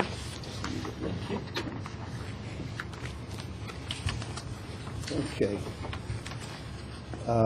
As you request, I've used the comparative sales approach. And when I submitted my appeal, I submitted 6 comps closest to my property, and those comps are on Exhibit A. These comps are just about a half a mile away from my house. They are on the south side of 101. Looking at those 6 comps, and I know you people don't like averages, but the average selling price of those 6 was $684,000. 211 Windtree, I believe, was the closest comp, since at 545 Calinda, I have 4 bedrooms and 4 baths. Windtree has 4 bedrooms and 4 baths. Calinda's square feet is 2949. Windtree is 2760. The lot size for my property is 15,173, and Windtree is 12,173. Windtree sold for 686,000. I'd like to point out that on my property size, I have a slope in the back. I have a cement or a concrete wall. And I own another 15 feet back, which is like about a 30-degree drop down. You can't even really walk down it. It's just an unused area, and it extends all the way across. So even the 15,000 I have is really not usable.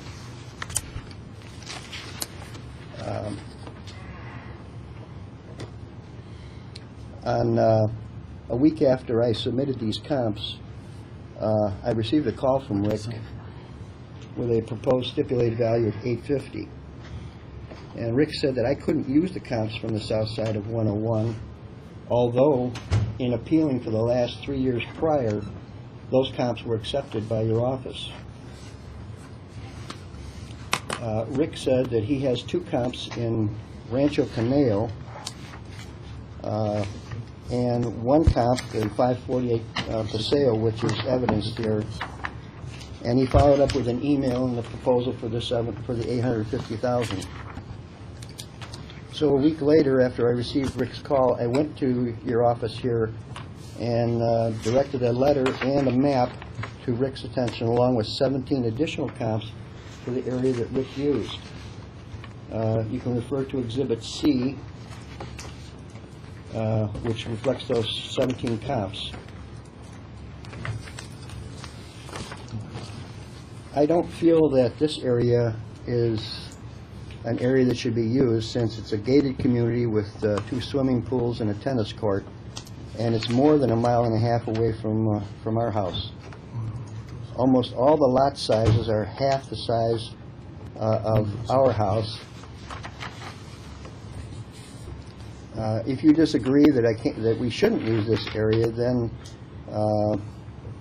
of the 17 comps, 2 of those houses sold for $865, and two for around $825. The other 13 sold for around $750,000. I believe, Rick, you took 2 of the highest prices in that area with higher square footage and 1 more bath. I would suggest taking five of those comps: 1768 Fox Springs, 1704 Butterfly, 1687 Fox Springs, 1800 Golden Oak, or 1682 Amaral. All these homes were 4 bedrooms, 3 baths with similar home square footage. They respectively sold for $688, $765, $708, $785, and $681, averaging $725,000. The comp that you offered, Rick, at 548 Paseo Grande, that's a 6-bedroom house with 3 baths, 2,800 square feet, which is comparable to our home, but a lot size of 22,459 with a pool, and as you say, it sold for $875. This is an equestrian property, and my realtor said that we really shouldn't use it as a comp due to the fact that horse properties command a higher price in the market. It had 2 more bedrooms and over 7,000 more square feet than my house. My conclusion is, if you accept comp area on Exhibit A, the 211 Windtree, that's my comparative suggestion. Your office accepted this, as I pointed out earlier, for the last 3 appeals that I filed. Just as a matter of reference, my 2012 stipulated value was $650,000. In 2013, it went to $716,000. And in 2014, it was $740,000. And now you want to jump me up to $850,000.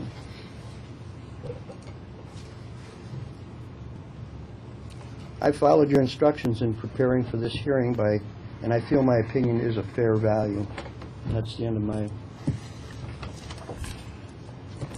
presentation. Yes. Thank you very much. Any questions from the assessor to the applicant? Yes, you mentioned 211 Windtree as your best example comp, is that correct?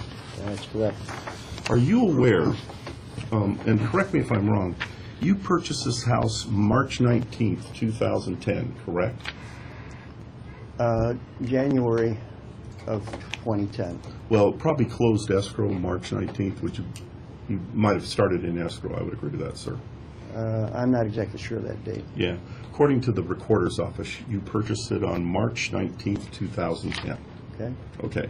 And you paid that day, you paid, do you recall what you bought the property for? $850,000, I believe. $855. Would that be all right? Yes. Okay.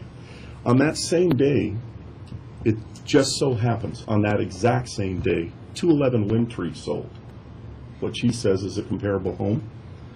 And on that day, back in 2010, 211 Windtree sold for $618,000. So the day he paid $855, you paid $855. Windtree actually sold for $618. Gotcha. Did you have a question regarding his presentation? Were you aware of that? No, I'm not aware of what Windtree sold back then. Okay. No. And then it resold, as you pointed out, for $686, which is an about, what is that, 11% increase, are you saying? 11% increase. Okay. Anyway, I have a question. Why would that be relevant? I thought the issue was comparative sales from January 1st through March 31st and or prior. And well, here's why it's relevant. okay. Since he asked me a question, I will answer it. You are saying that Windtree is a very relevant comp now, today. In fact, you said it was your best comp. Yes. And that the area is very relevant and very comparable. Yes.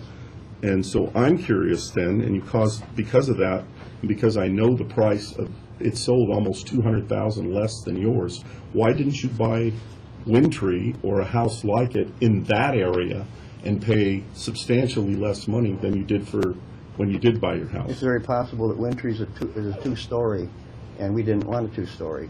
Okay. We wanted a ranch. All right. Good answer. Very good.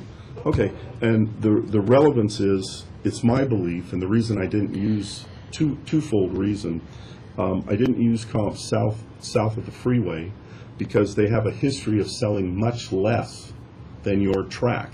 Proof in the pudding is the very comp you picked, and ironically sold on the very day you bought yours. And Okay, that was why I went in that direction. We got it. Rick, do you have any Okay. questions to the applicant regarding his presentation? Anything else?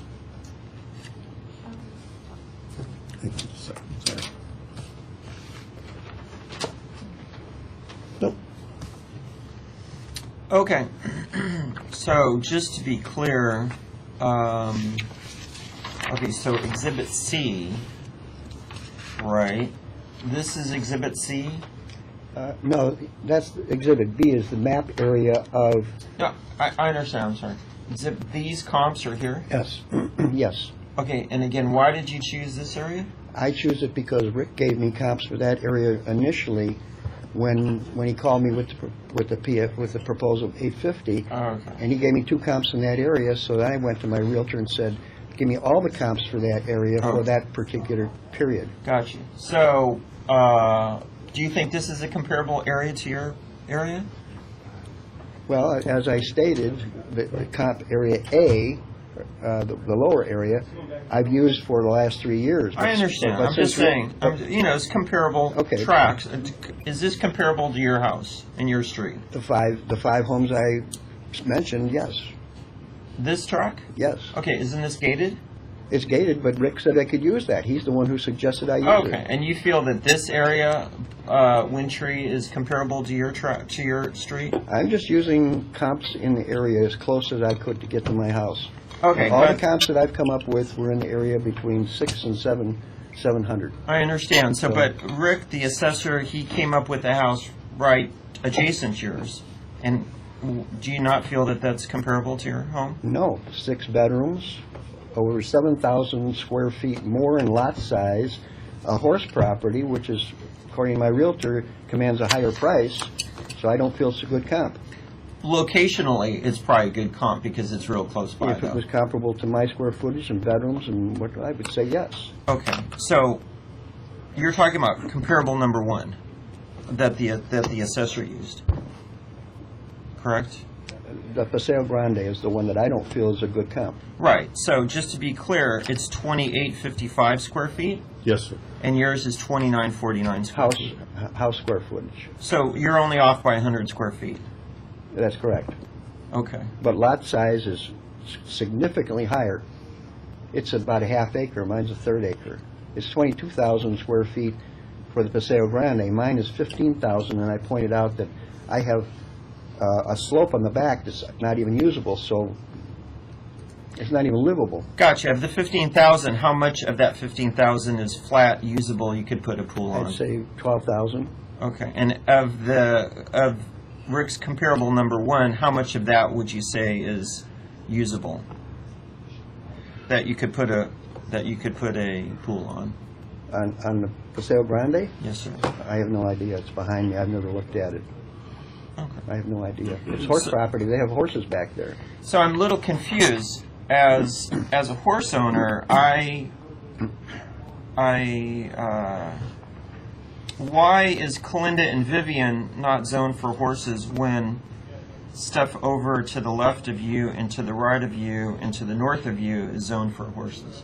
The area, well, if you're looking at my house from 101 to my house, the left is, the right is not. Well, the right is Lang Ranch. No, it's to the north. It just so happens that ours are not. I mean, I wasn't the builder. Cali Arroyo is horse zoned. And All those calles are horse properties. right, and on this map it's to the east of you. Well, I've only been here 6 years, so my directions aren't exactly that great. My point is, why is your 2 streets not zoned for horses? Because there's not horse properties. It's builder didn't build horse properties there. Do you know the zoning on your property?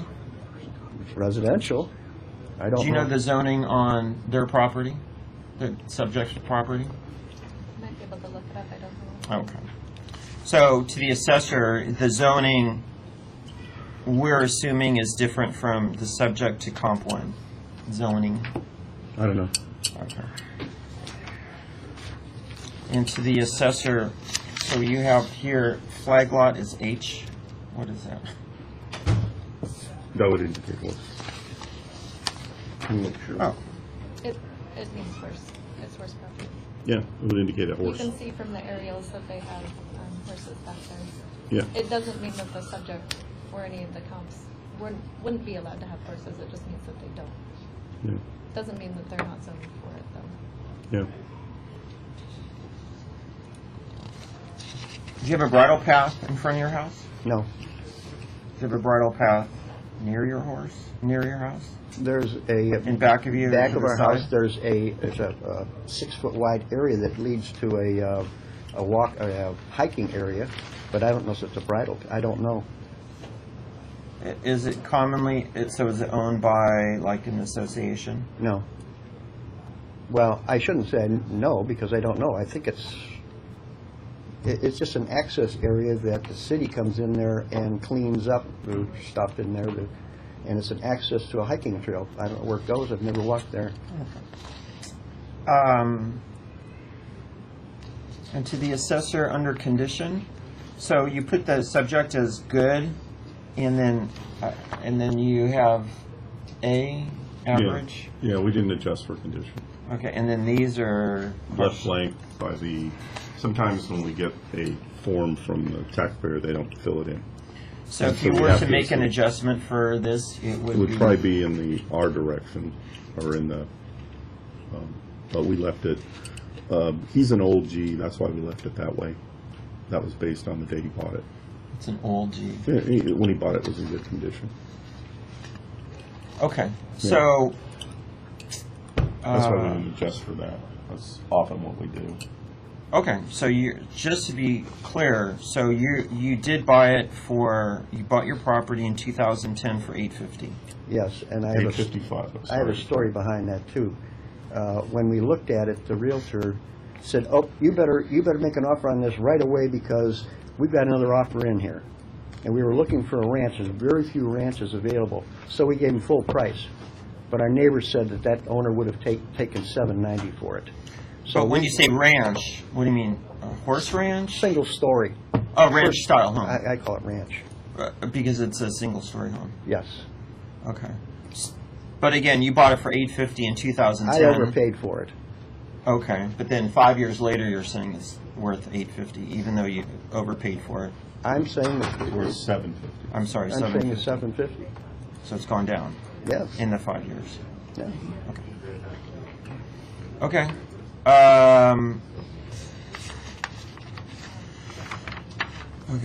Okay. So, any further comments Any further from the applicant? Yes. Any final comments? Yes, I have one comment. Yes.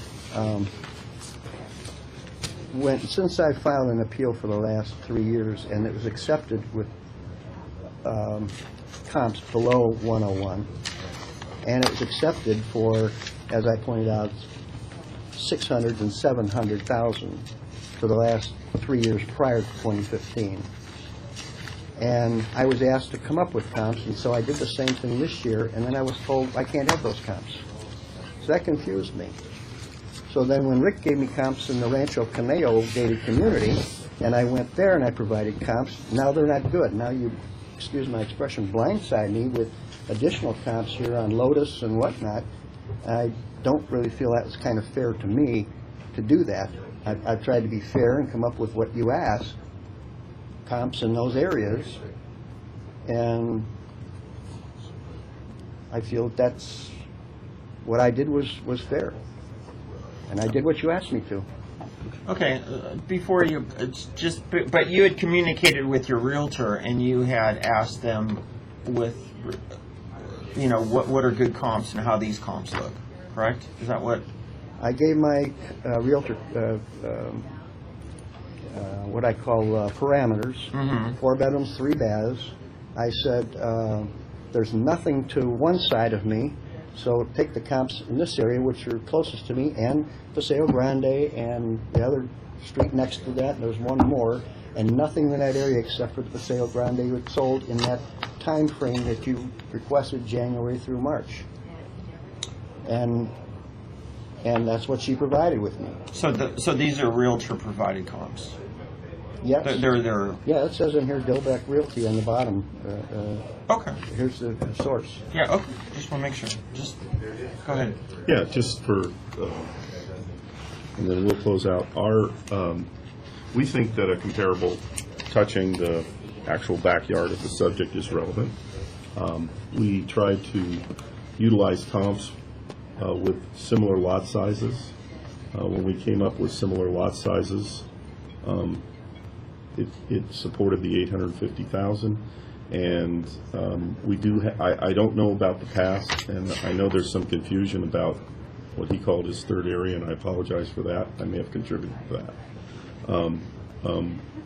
I did mention that I had deep concern that south of the freeway, which generally have the 5,000 to 8,000 foot lot syndrome, and in general south of the freeway usually didn't compare as well to north of the freeway, and I did mention that. And when I looked at, once again, his particular sale on Windtree, which he thought was most relevant, and certainly the lot size was, I did notice that, ironically, it sold on the exact same day as the subject, and I thought that indicated historically that the track might not be as relevant as he may have hoped. And anyway, that was why we came to the conclusion that we did. Gotcha. All right, thanks so much. What I'm going to do is research this a little bit. I'm going to look at exactly where Rick's comps are and where your comps are on his map, since he's provided me a map. Before you leave, I wanted to ask the assessor real quick. I forgot this question. So on comp 1, you have it down as horse owned, but you don't have an adjustment for it being horse owned? Well, we took that off on the size. On the size of the lot? Yeah. Okay, so even if it was the exact same lot and one's horse and one's not, you don't care? I'll say this. Yes or no? No, because of where it is. Gotcha. They're kind of next. It's kind of an odd place for a horse. All right. It might be allowed, but it's odd. I'll just leave it at that. To have a horse there, as opposed to, like he says, the ranch where you have trails and much more. All right, so let me just hang on to this because that's We a good will. map. It shows where everybody is, and I'll take the value under submission. Thank you very much. Thank you for your time. Thank you. Brendan, do you want this back or no? No, it's a copy. You can crumble it up or do whatever you want with it. Oh, okay. Thank you very much. Moving swiftly to our next. Could we possibly take a quick break? Sure. Thank you. We're going to take a quick break, then we'll see Mr. Newman next. Sure. Please have a seat.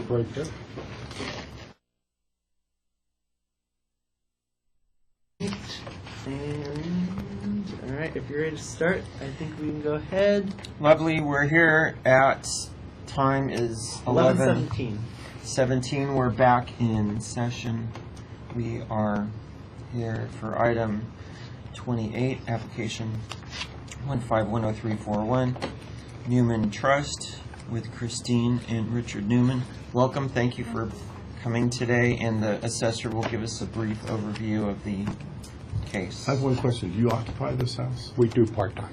Okay, so it's not your main home? No, it is not. Okay. That will change our order. All right. This is a, once again, Prop 13, decline in value. We are recommending the Prop 13 value. This is a single-family residence in Oxnard, California. It does have a rather large distinguished item, which it's fronts to the ocean, sand, and so it's a beachfront property.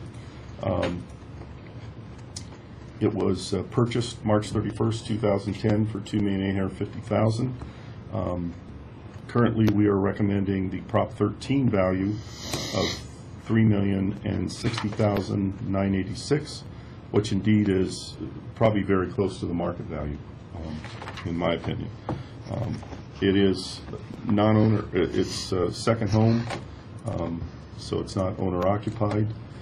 In this case, the applicant would go first, and the burden of proof would be on them. Okay. And just to be clear, so this is a second home? Yes, it is. Okay. And your primary residence is in Santa Monica? Yes, it is. Okay. So then you would go first, and then the assessor will ask you questions, and then the assessor will give their presentation. So should I do my presentation then now? Yes, or please. instead of asking him questions? Yeah, go ahead, and just when you're ready, go ahead and Okay. And I fire away. give you 3 copies and apologize for a Thank typo you. on the front page. I didn't know where it was. Thank you. Okay.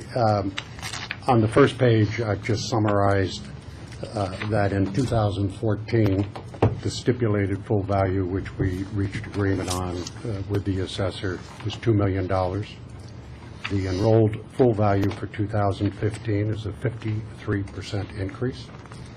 And later we'll get into why I feel that's considerably high. My proposed stipulated full value would be $2.553 million, or a 28% increase over 2014. I've tried to summarize in this presentation, first of all, some general observations regarding beachfront property, specifically the Hollywood Beach properties. Also, the fact that where I took major issue, though Mr. Denham and I discussed this, that they just used 2 comps out of the 8, which fall within the 9 months, in determining the enrolled full value. There was the third, that and I appreciate the reasoning for that, was these 2 comps looked most similar to ours and are located closer, though all of the comps are on the small strip of Hollywood Beach, which is maybe a mile. There was a third that was not considered, which we'll get into the specifics of. It actually had within 1% same square footage of the structure. Interestingly enough, 2.8% greater land than any of the other lots on the ocean front. And then there were 5 others that were not considered. Later I'll get into how I arrived at my values, but moving to the general issues, which would be page 3, I think we all know that the land values on Hollywood Beach particularly would represent somewhere between 70 and 100% of the total values. land is obviously value-based, meaning if there's nothing there, the land has value.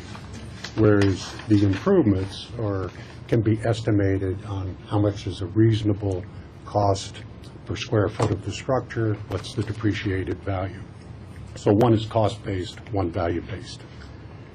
We believe that the lot value is the one that is out of sync, because when you do go through the analysis that I'll take you through, we end up with a very broad variance of the lot values based on what they assign to ours. We believe that a reasonable variance might be 15% one way or the other, but not 20 to 30% range, meaning the beachfront lot values are intrinsic. And I think that when we look at the full values, one can pretty well estimate the structures based on cost. If we go to page 4, as I mentioned, the overstated part, I believe, is on the land. Actually, I think the structure was understated. I mean, I'm a professional engineer. As I looked at the values of these different properties and the structures, I would say you could not replace any of these structures that are not tear-downs for what they're reverse engineered to show. And I do think that when we look at the two comps that they limited the analysis to, first of all, one is 4.4% bigger square footage. So it looks the same, but it's 4.4% bigger. It was designed interior in 2010 with a very high-end architect who did a beautiful job. Both the exterior and interior are contemporary design. And the second comp, the only second one used, is a corner lot. So it has a broader view, also a contemporary design. If we go to page 5, you can get a quick glimpse that you can see on page 5, the one that is the high-end design, which is 3557. It has 4.4% greater square footage. And you can see that it was designed by architect Jim Magny. All the interiors are the very top of the line. The next is our property, which we love, but candidly, for a pair of 80-year-olds, we like traditional architecture. I think the market values for the younger people today, they like contemporary, lighter, brighter places. But in any case, we do feel that ours is very similar to the next comp that was used, which is 3461, which is page 7, because it was by the same builder, same floor plan. But the difference is it's a contemporary design, and we look later at the interiors, you can see why some people may be more attracted. But you can also see on page 7 that this is a corner lot, meaning they get much more than the typical 180-degree view. So as I move to just giving you a glimpse of these three, meaning the two comps that the assessor used versus ours, on the top of the page 8, and on each page, what I've done is take the three major areas that people seem to like: the great room, the kitchen, the master bath, the master bedroom. And so on the top here, you can see how 3557, brand new design, 2010, leading architect, very light, cheerful place. Ours, again, we love it. It's in the middle, 3425. And you can see the space of 3461 is very similar because it's the same floor plan. But it is a more, again, modern, contemporary design. We actually looked at 3461 before we bought ours, and it was a little more expensive. Actually, the realtor at 3461 were the ones that told us, by the way, if you like the floor plan, the one up the street is owned by a realtor, and he's looking to sell, but it hasn't been advertised. And we went, knocked on his door, and we bought it for less than this. And I don't know what this was being priced at the time. So if you go to page 9, sir, you'll see the kitchens.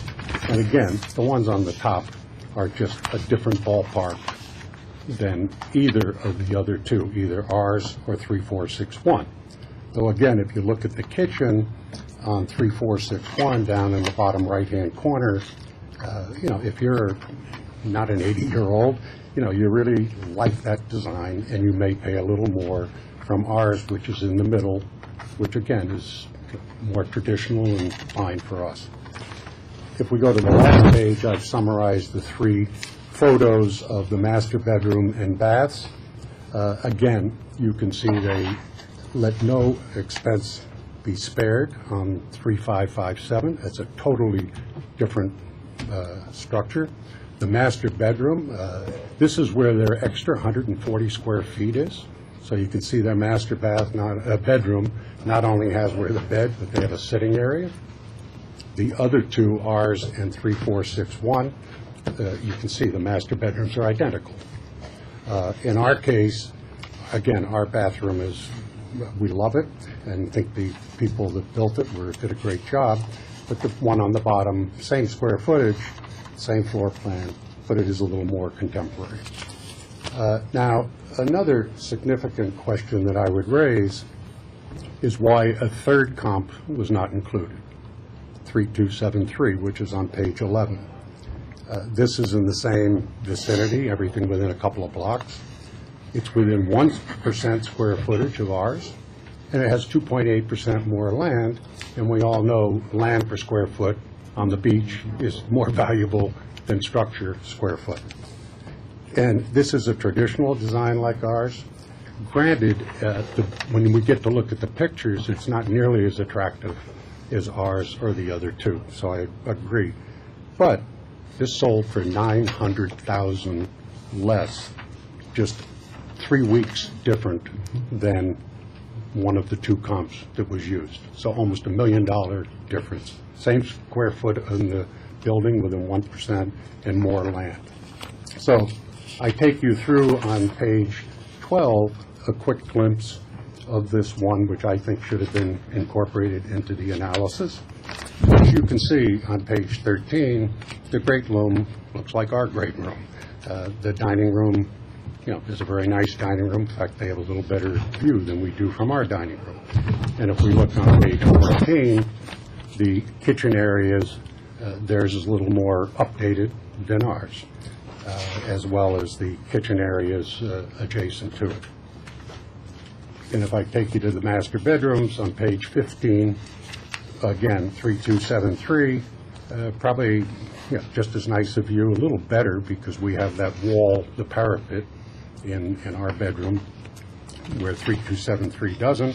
And you can see they have a very lovely lower level family room compared to what we have at 3425. So this was ignored in any calculation, and it's $900,000 difference from the other 2. Continue to page 16. There are 5 other comps, and 2 of them are not tear downs. Now, again, when you look at these houses, clearly they're not in the league of our R3, the 2 comps, ours, or that 4th one, but they are within 6% of the square footage of the 3rd comp, and 80% of the 3rd. And if you look at the following slides of this, you can see, the outside is not nearly as attractive on page 17, but it's not like these are tear downs. These are nice properties. As you look on page 18, a very different layout than ours, but very attractive, great room, great views, beautiful, better dining room. Kitchen is more modern than our kitchen. And if we go to their family room, master bedroom on page 19, again, these are attractive spaces. And sorry to be going so fast, but on page 20 is the 5th comp, where 3721, this, though the square footage is a little less, we've also, in my analysis, put in a less value for the structure. But again, the structures are only 15-20% of the total value. It's the land that is driving, the real values of these properties. And I think 3721 is a very nice-looking property, which should be at least considered in the analysis. Again, the quick photos on page 21 give you a picture of the kitchens, the living room. I mean, they're all pretty nice. Page 22 is the master bedroom, the baths. Again, I don't like it as much as ours, but you know, these sold for close to $1 million or more less than what our valuation is. And there's not $1 million difference in those structures. And so the land is pretty much the same throughout the strip, unless you get close to the marina, where I appreciate it may not be as good a value. On page 23, there are 3 interesting teardowns, and obviously I know if you look at these structures, and the assessor has thousands of things they have to look at. I've only got one property to look at. And when I look at these, I say, well, you know, what this really tells me, clearer than any, is what is the reasonable value of the land? Because these are teardowns. I mean, built in 1920s, 40s, 50s, and I showed you the pictures. I mean, they're teardowns. So if these sold for an average of 1.75, how can that be 900,000 less than the land value that's proposed by the assessor?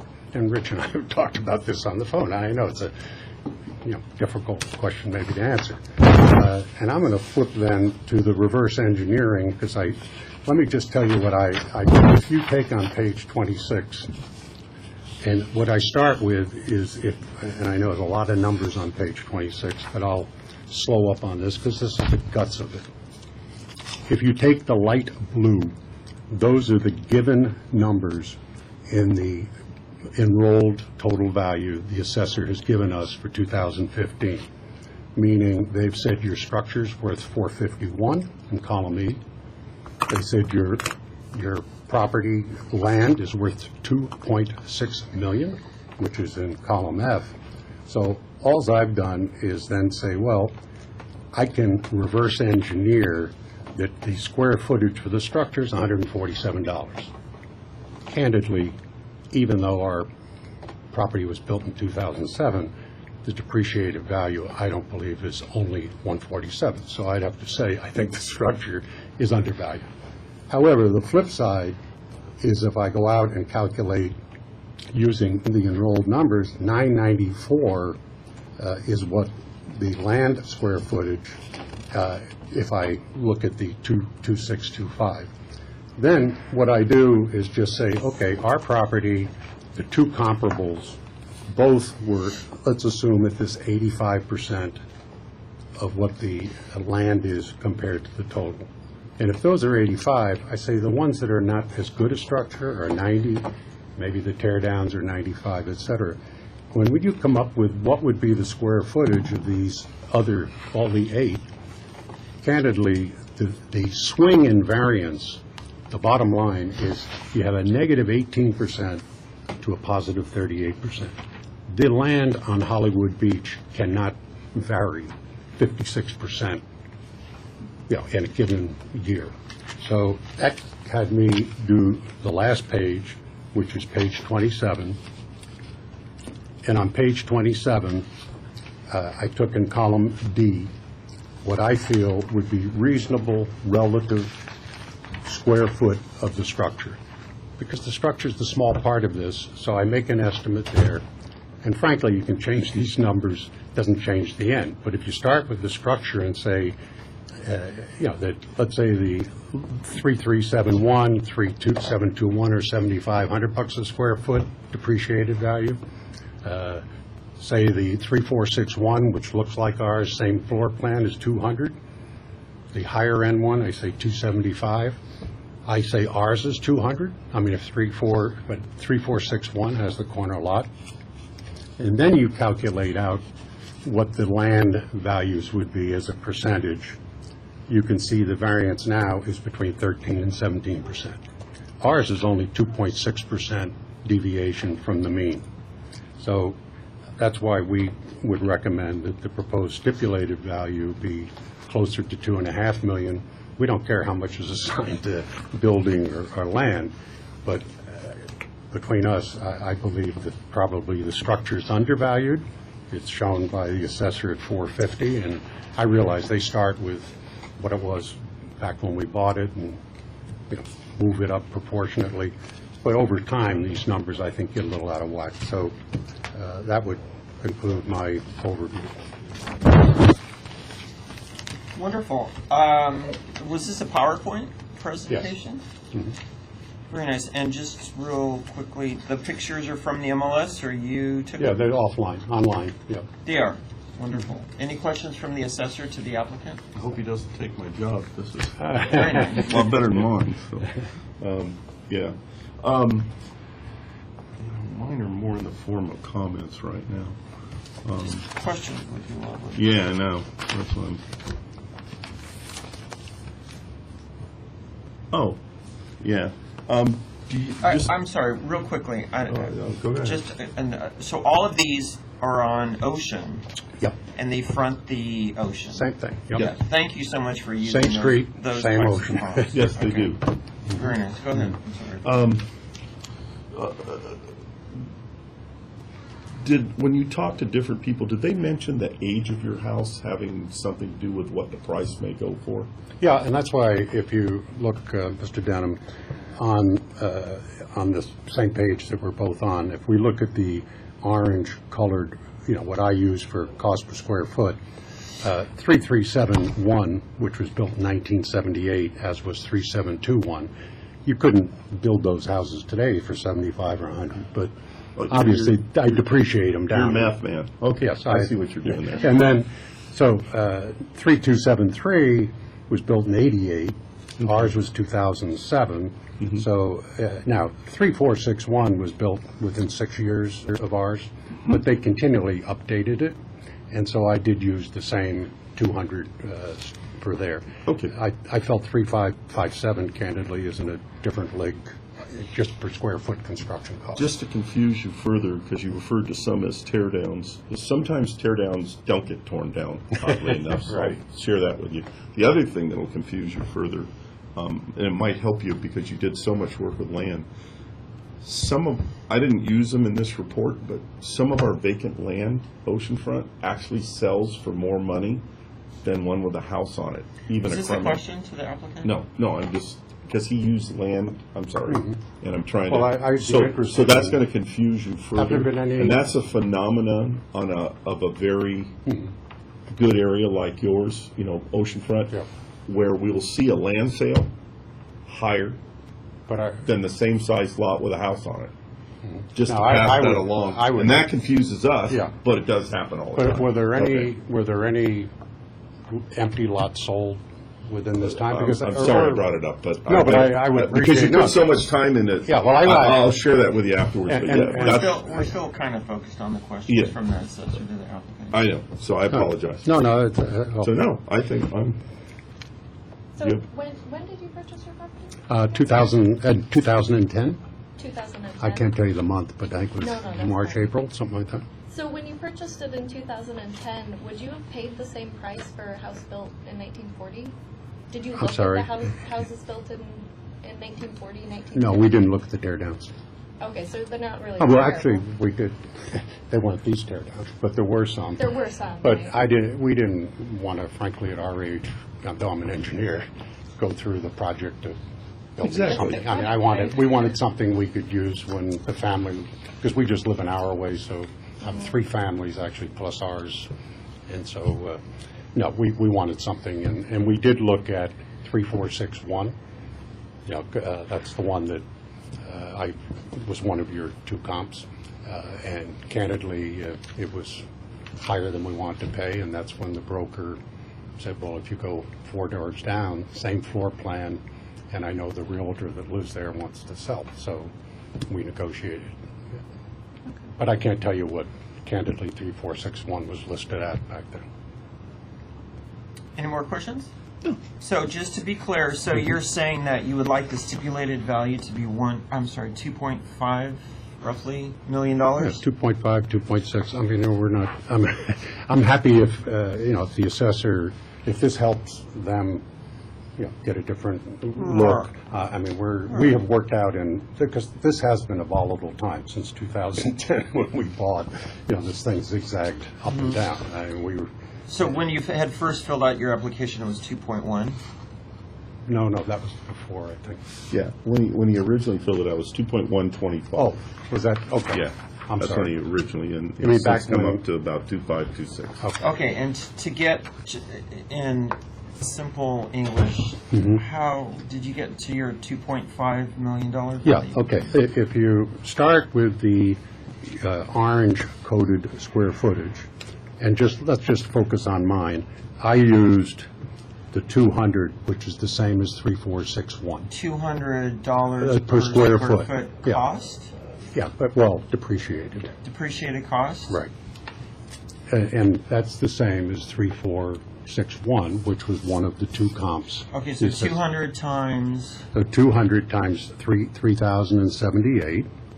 is 2.5? Square footage times the 200 would get you 616,000, which is column E. Okay. All right. Then what I did was, I said, look at all of the land values of all of the 8 properties. Yes. And when you do that, I took the average of all of them. You can see how close the square footages were from, this is column H. So 1.937 million? That's the, 738 square feet times my square footage of the lot, which got us the 1937. So 1937 plus 616 is roughly 2.5. 2.553, I think. Okay. So you're using averages and means with respect to I'm all showing that the mean is, I use both, and you can see the average is 2.6% higher than the mean. So I use the average. Gotcha. So I have a feeling probably the assessor is going to be using comps. So Using which? Comparables. Well, that's Okay. So let's see the. I'm sorry, what would you mean by aren't these yeah. comparable? We'll see. So there's really two ways to value a property, kind of how you've done it.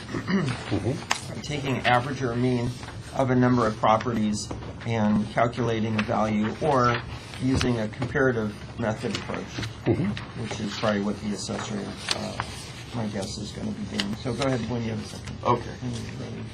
This was a difficult assignment because he has a good point. Really, two. He has a couple of points that I want to address.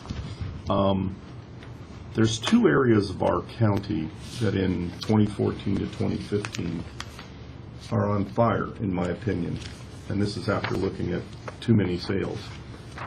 One is along our coast, and the other is Westlake Village. They're just proportionately doing a lot better than the rest of the county, very high proportion. And to further add to my lunacy, I was the one that appraised it for $2 million last year, and I'm the one that said bring it up 50% this year.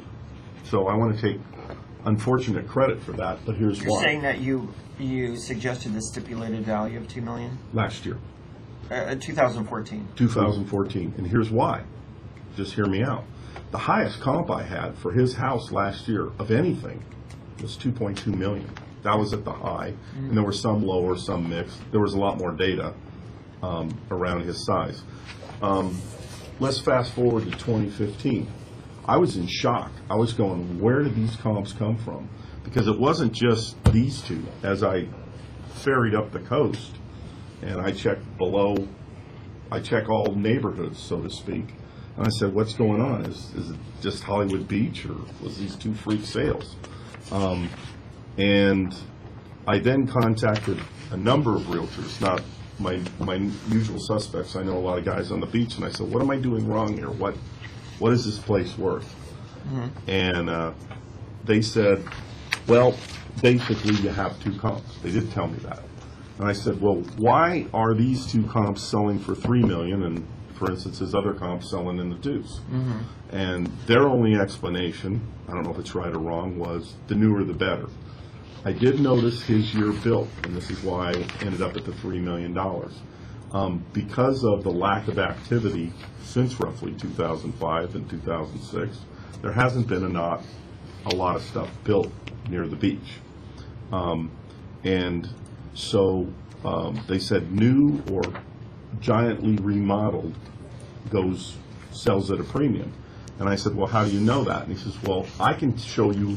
He goes, there were no even $3 million houses last year. I got a $4 million house because it was completely remodeled. It's a lot bigger than yours. That's why I tossed the one on, and that's from Ventura, and it's the least relevant comp, and I would criticize it myself, okay? This is in Westlake Village? No. Oh, this one, this It's in 3.4? Ventura. It's at $4 million is in Ventura. But it's not on, It's ocean. well, I don't It's even know where. oceanfront. Oh, Kensington Lane is oceanfront? Yes, Oh. yes. And he said, when you put those three together, it'll make sense to you. I said, what is fueling this crazy numbers I'm seeing? Because I was here last year, I'm here this year. Why are there $3 million and $4 million comps when there was nothing like that in 2014? His explanation, right or wrong, is Airbnb. What's happened to us is as the folks have been staying here, they used to go to Newport, now, let's try Oxnard.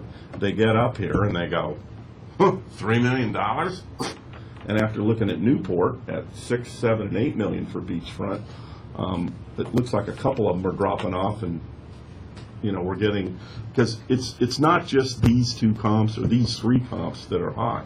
There's 4 or 5 others that I didn't use that seemed really high, but they all showed up in the 2015 era, and it continues, I want to tell you, in 2016. In other words, the pattern's not breaking right now, and it started out of nowhere, literally. It didn't just jump a little.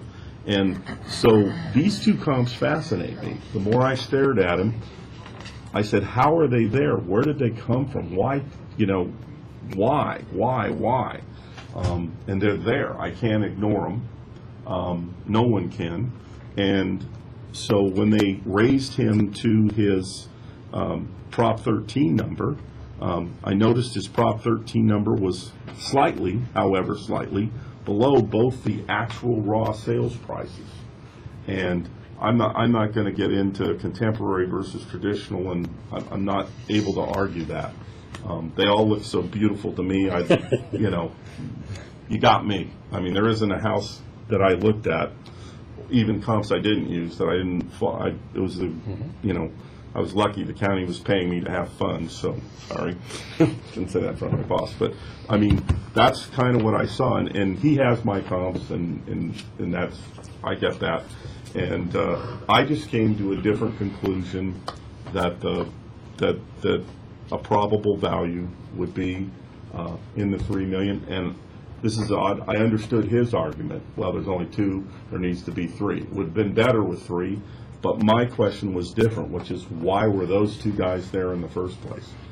Because they sort of, and like I said, if it was just 2, I would have even questioned it more. But it isn't. There's ones I didn't use, like all the way up to Silmar Beach, that are just off the charts. Talk about price per pair foot, and I don't know why they're selling like they are. But the coastline, hang on to your hat right now. And I don't know why they're coming, but they're coming, and they're bringing dollars in, and the economy's not that good. I've heard all that, but here we are.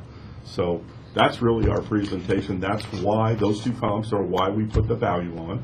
And data, sometimes I have one piece of data for the coastline in years past because it's been so slow. I look at it different. I think two's unusual. So that's really the gist of our case. Thank you. Any questions to the assessor regarding his presentation? Yes, I mean, I think in all due deference, and I appreciate looking outside Hollywood Beach, but when we have 8 comps that are within walking distance of each other, and, you just use 2, which are 40% higher than the next sale, and that next sale is the same, within 1% square foot of building, and it's 2.8% more land.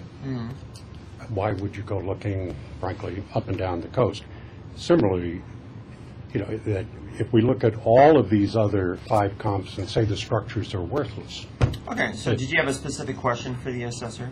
Yeah, how could our land be valued at $1.9 million when we know that there are sales of 1, 2, 3, 4, 5, 6 comps where it ranged from 1.65 to 2.2 for the whole thing with a house, and the houses were pretty nice in the case of 3 of them.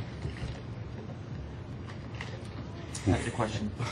Yeah, would you like to answer the allocation question, and I'll answer there's, Sure. I'll start first. There are land sales higher than the tear down prices. That'll be a hint for you. I didn't use them because. Well, but I couldn't find them online. I'll help you, or going. We can do that later. Anyway, that's just aside. This is the real answer. So, go.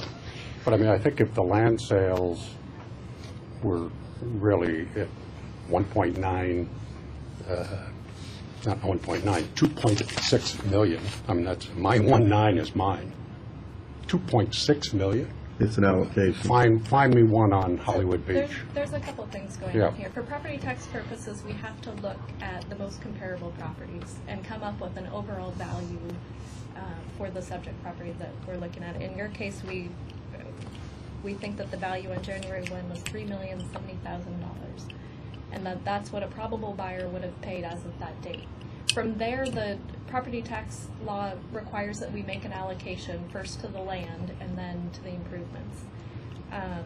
We do the best we can, but there's not a lot of vacant land sales out there to base our decision on. So we do have to make an allocation. It's not always perfect, but it is what it is. We can't, and I understand where you're coming from. I'm married to an engineer. I understand your spreadsheet. I get where you're coming from, but it's a little bit more of an art than a science. Not when you're paying the taxes. But to compare only the land allocation from your property to the overall value of another property isn't comparing apples to apples. But let's say we have to look at the overall value of your property, I'm sorry, of the comparables and compare it to your property. Okay, and those are, the third comp is $900,000 less than what you're suggesting. And it has 1% same square footage. I believe your third comp was built in 1978. No, it was 1988. Oh, okay. Well, that's not, I mean, literally, and I discounted that, I mean, I put there, because of that, I used the square footage cost of 125 versus mine of 200. No, I understand, and I think you said it yourself. When you went out to purchase your property in 2010, you weren't looking at the older homes. You wanted a turnkey home ready to go. Well, you wanted a newer, nicer house, and that's what you paid for. Well, and similarly, that's what these comparables are showing, is that the newer, nicer homes go for a lot more money. Let me just finish off for her. You're showing it from a mathematical and engineering standpoint, and that's very nice, but the truth of the matter is some people going out are going to say, I'm going to buy a 2007 house and I will not buy a 2088 house, and that's a 1988 house, and that's the point we're making. It's unfortunately, appraising is part science and part art. And I want to get credit for listening to you because you're giving me the science lesson, but I have discovered over the years that the art also dictates our business. And it's been the hardest for me to learn because I tend to be on the science side. I want simple numbers. I don't want somebody to say, well, the kitchen's great, and so we're going to pay an extra $300,000. That drives me nuts. But that happens, and so I recognize the art part, and that's what I was trying to say. And that sort of threw it over. I mean, your bill. You actually answered my question. You actually, you said, well, we bought it because it was new. We're old. We wanted it now. And that's an important statement on the beach. Because even if you want a new home. Okay. If I may say, because, see, we didn't buy the one that was 3461, though it was built in 2001. It wasn't because it wasn't nicer. It was because we couldn't afford it. All right. So, but I would respect, if I may, just in response. I mean, I've suggested a $500,000 adjustment. If the land is $500,000 overstated, that means $2.1 million. If there has been a lot sale on our street in this time frame for more than 2.1 million, I'll take whatever it is. So at this point, we're kind of a little lost. You had your presentation. Now this is time to be asking questions to you. No, we've asked our questions. We're fine. They can ask us questions. They can ask us questions. Right. So this is a time for you to be asking questions to the. Did you have any more Yes, questions? the fundamental one is, why would you go look at a house built in 1988 as your third comp, and it's on Kensington Lane, when there's one 1988 built 5-6 doors down the street? And it's 900,000 less than what It's a you're question to me, Okay. and I have an answer. Yeah. The realtor It's the told same me, thing. the realtor told me it was highly updated in 2004, Which one? my third comp. And In that's why, Ventura? in Ventura, and that's why I made no adjustment on it. And that's why I used it. It was highly updated. Okay. Well, And you the know- realtor suggested it because he says it's more like your 2005 house. Well, we can look at the 3273 pictures. These were not 1988 pictures. They've updated. I agree. This kitchen is better than our kitchen. So I think, I Okay, I have some questions real Yes. quick, and then if you have any more. So he's saying that 3557. Let's go in order here. It's an architectural home. Did you not make any adjustments for it, or did you not see it? What's that? Which one? Your comp number 2, 3557 Ocean. also the structure. They're all architectural. They are, Frankly, they're all architectural homes. They're all custom-built homes. They all have architects. And that's different from most homes, because believe it or not, most homes nowadays are built without architects. They have an architect, but it's really a stamp system. And these are custom architect homes, both this So you're one. saying the quality is the same for Yeah. comp at 1 and 2? Wait, hold on. I'm Let me sorry. just. I got a whole bunch of questions. I don't want we to. are, well, they are the same quality class. Oh, okay. And, Similar types of finishes. There are different tastes. they're definitely different tastes, and I can't argue taste because I have none. Okay, to the assessor, third comp 3271, 73 Ocean. Why didn't you use this one? Once again, I don't disagree with it. I don't find it necessarily a bad comp. I used what I did, and I'm not, necessarily, certainly it's in the neighborhood, and it's there.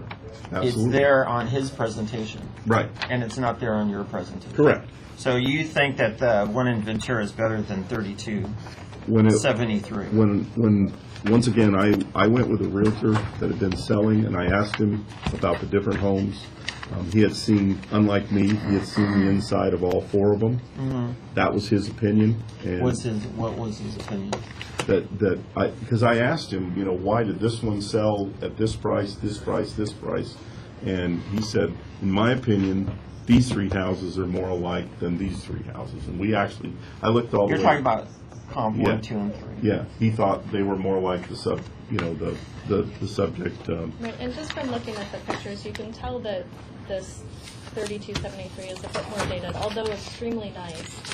You can see in the, When did it sell? well, it's sold in his presentation. within 3 weeks, it sold within 3 weeks of 3461 or one of the other companies. What was the date that it sold? Yeah, I can tell you that. No, I don't have that sheet. It would have been in like October 14 or September, October. Thanks. You So the can next. see that the home is not as nice as the subject property. The Oh, I kitchen, agree. the kitchen was obviously updated at some point, but it still has the original hardware. Dated cabinets, they look like the original cabinets from 1988. Yeah, they put granite on it, but it's just not the same quality as the subject property. It's in a different class of home. It's not that, fantastically new finished home that the subject property and the comparables that we use are. Okay. Next stated. question. All right. 3371 Ocean. In the applicant's presentation, why didn't you use that in yours? What page? 3371 Ocean. That's on page 17.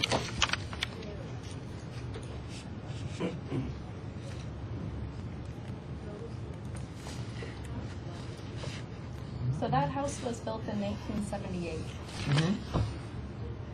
Mm-hmm. I was So the having property trouble was using the built ones in that, yeah. 2005. Yeah. It's in a different market. Those, In a different age market? That's right. yes, I mean, the applicant answered that question, you know. Could you put down where on here where the subject is? Can you put a little dot? Oh, yeah. Can I make a comment? to you, Hold Chair? on. Sure.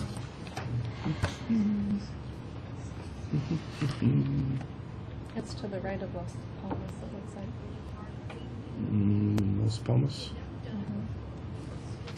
So it's about right in here, you'd say? Just roughly. Yeah, if that's Los. There you go. Okay. So to the assessor, so are we in Hollywood by the Sea or Hollywood Beach? Well, it's both names are the same, it's Hollywood Beach. Hollywood Beach is the formal name. Okay, That's a Thomas Guide kind of. I'm certainly not the expert with regards to ocean properties. As you get south, it looks like the people have a lot more sand between their property and the ocean. Is that a big difference? Well, Is the that a silver, big- it's kind of, it can be. Silver Strand, Hollywood Beach is probably more popular than Silver Strand, and it does look like they do have. My question that would is, be- as you go from here to here, is Yeah. it more valuable than here or between here and here? Well, it's relative to the house, but yeah, it's probably, shorter distance to the ocean is always wonderful. And as you get further south, there is a little bit of a commercial kind of influence from the marina. You got, what is that restaurant out there? Yeah. Lobster. That's right. Yeah, the Whale's Tail, or it used to be there. It's probably not there anymore. So you have, it's probably, the shorter the better. Yeah. Okay. And then between here and Silver Strand, what's the value difference? That's kind of a hard one.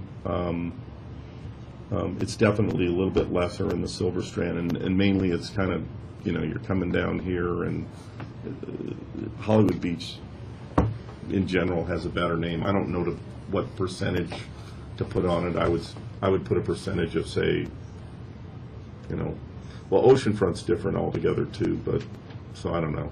So again, is Silver Strand more valuable than? No. No. It's less? Yeah. All of these are And if Hollywood. I- Hold on. Those hold are on. all Hollywood If I Beach. could go back and answer your question, 3371 Ocean Drive sold on July 21st of 2014. It's a little bit more dated than the comparables that we used. Ours are closer in time to lien date and therefore a little bit more applicable given the age of the improvements. And it sold at what value? The comparable that they used? 3371. 2.545. 2.4. Was it 2.5? Yep, 2.545.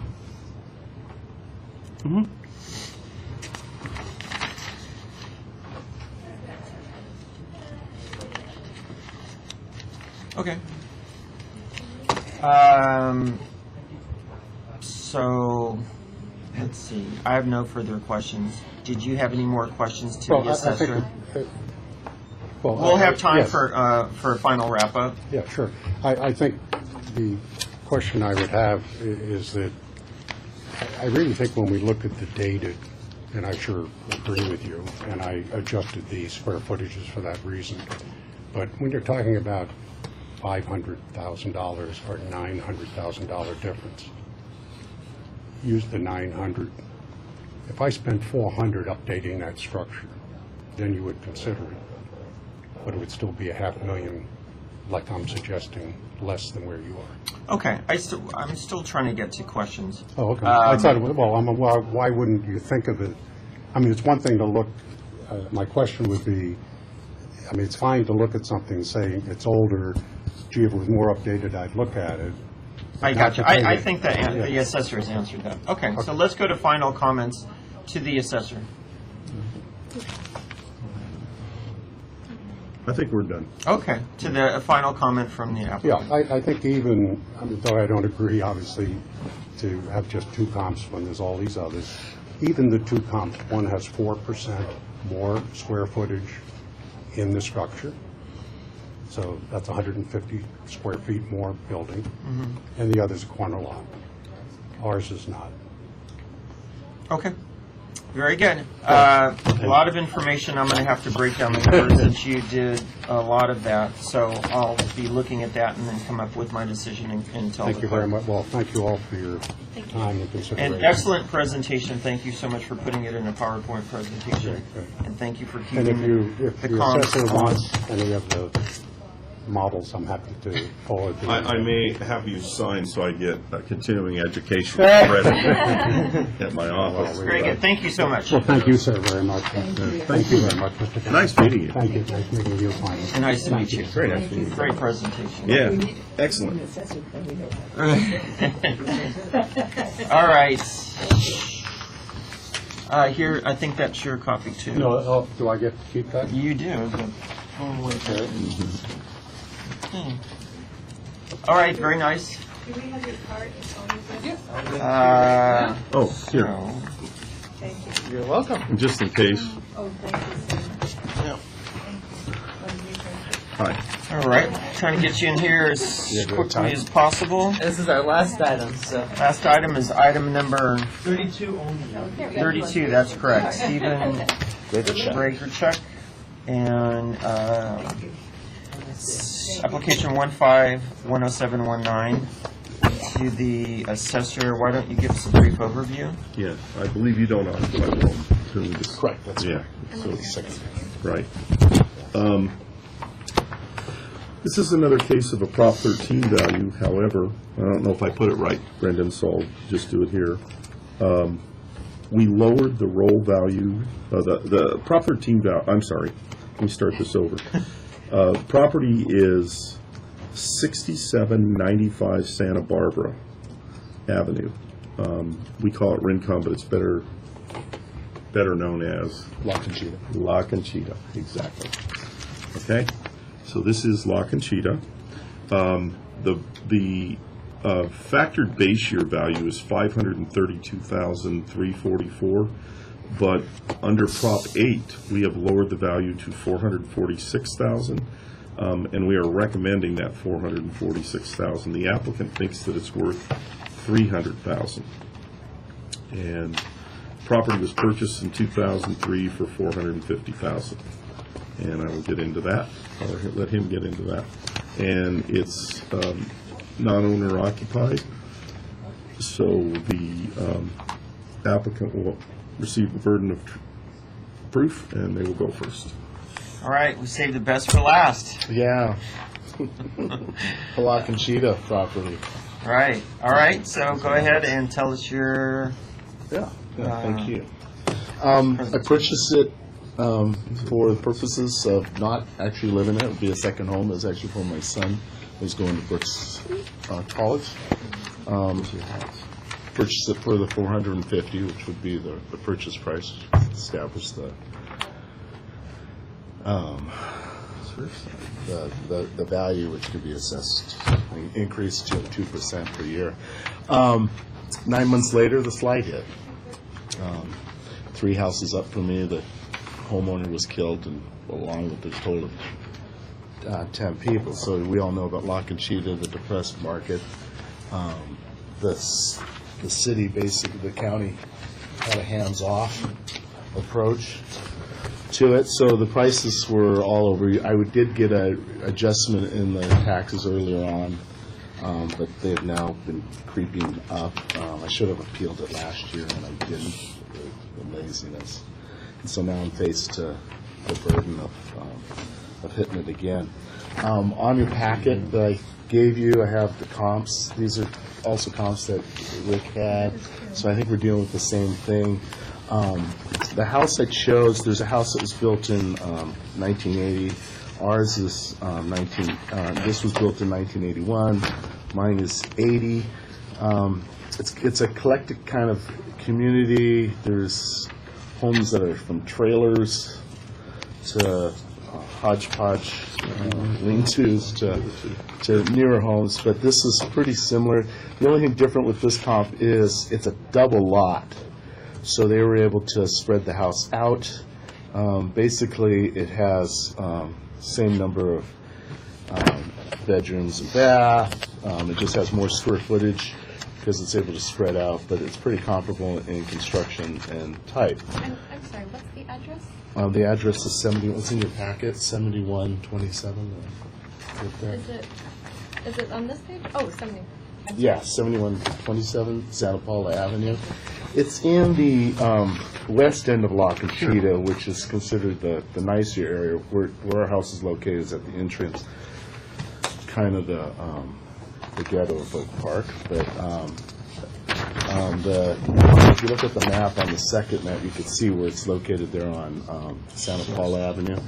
It's closest to where the banana field was, away from the slide area.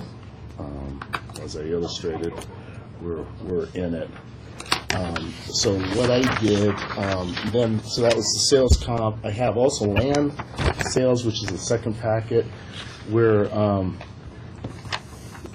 the land there, it's valued from anywhere from $13,000 to $45,000. Land comps are pretty low in that area, but as a builder, I'm a builder. I was building, and I'm always dollar per square foot because you got to know if you can even build on it. And I have been enticed by those sales prices, but when I run the numbers of what the homes are selling for, I can't come up with. You can't even. If the land was free, you couldn't build, and probably make money. Probably be at a break-even point on those sales. Those are also the same sales comps. I got these comps like Rick does. I do the same thing. I go to brokers to kind of find out, what are things selling for and why. So Nancy Nicoletti did that. She's the one that compiled the comps for me, which are basically the same comps that you gave me. It appears. And she did a broker opinion letter, basically stating that the value of the property during that time would be sold for 190 to 210. Nancy did that. The second pack is the house itself. Location. In determining the value, when I objected to the value, it has to do with the sales and market approach and location and their comparables. The house is right there with the warning sign right in front of it, that warning people that you're entering a geological hazard area and entering your own risk. And the county is telling everybody. Also, it's the tsunami warning sign there, too. I've been trying to exit this property ever since the slide. I have brokers looking at it all the time so that I can get out of it. None of them are coming up with values like that. I wish it could because I'd like to exit. You did state that it seems like and you told me on the phone that the market is improving, so maybe I can exit out of it in 2017. But the values aren't there, especially where this is located. So the second page, for those, your appraiser, I didn't know who I'd be dealing with, so I put information here you probably already know about. It's right in the slide area, where the other comparables, the land and are located not in the particular slide area. Still all part of La Conchita, but you have to take into consideration, what I do, location as my comparable on that. With a slide, if you look on the third page, our house is right there where the slide is.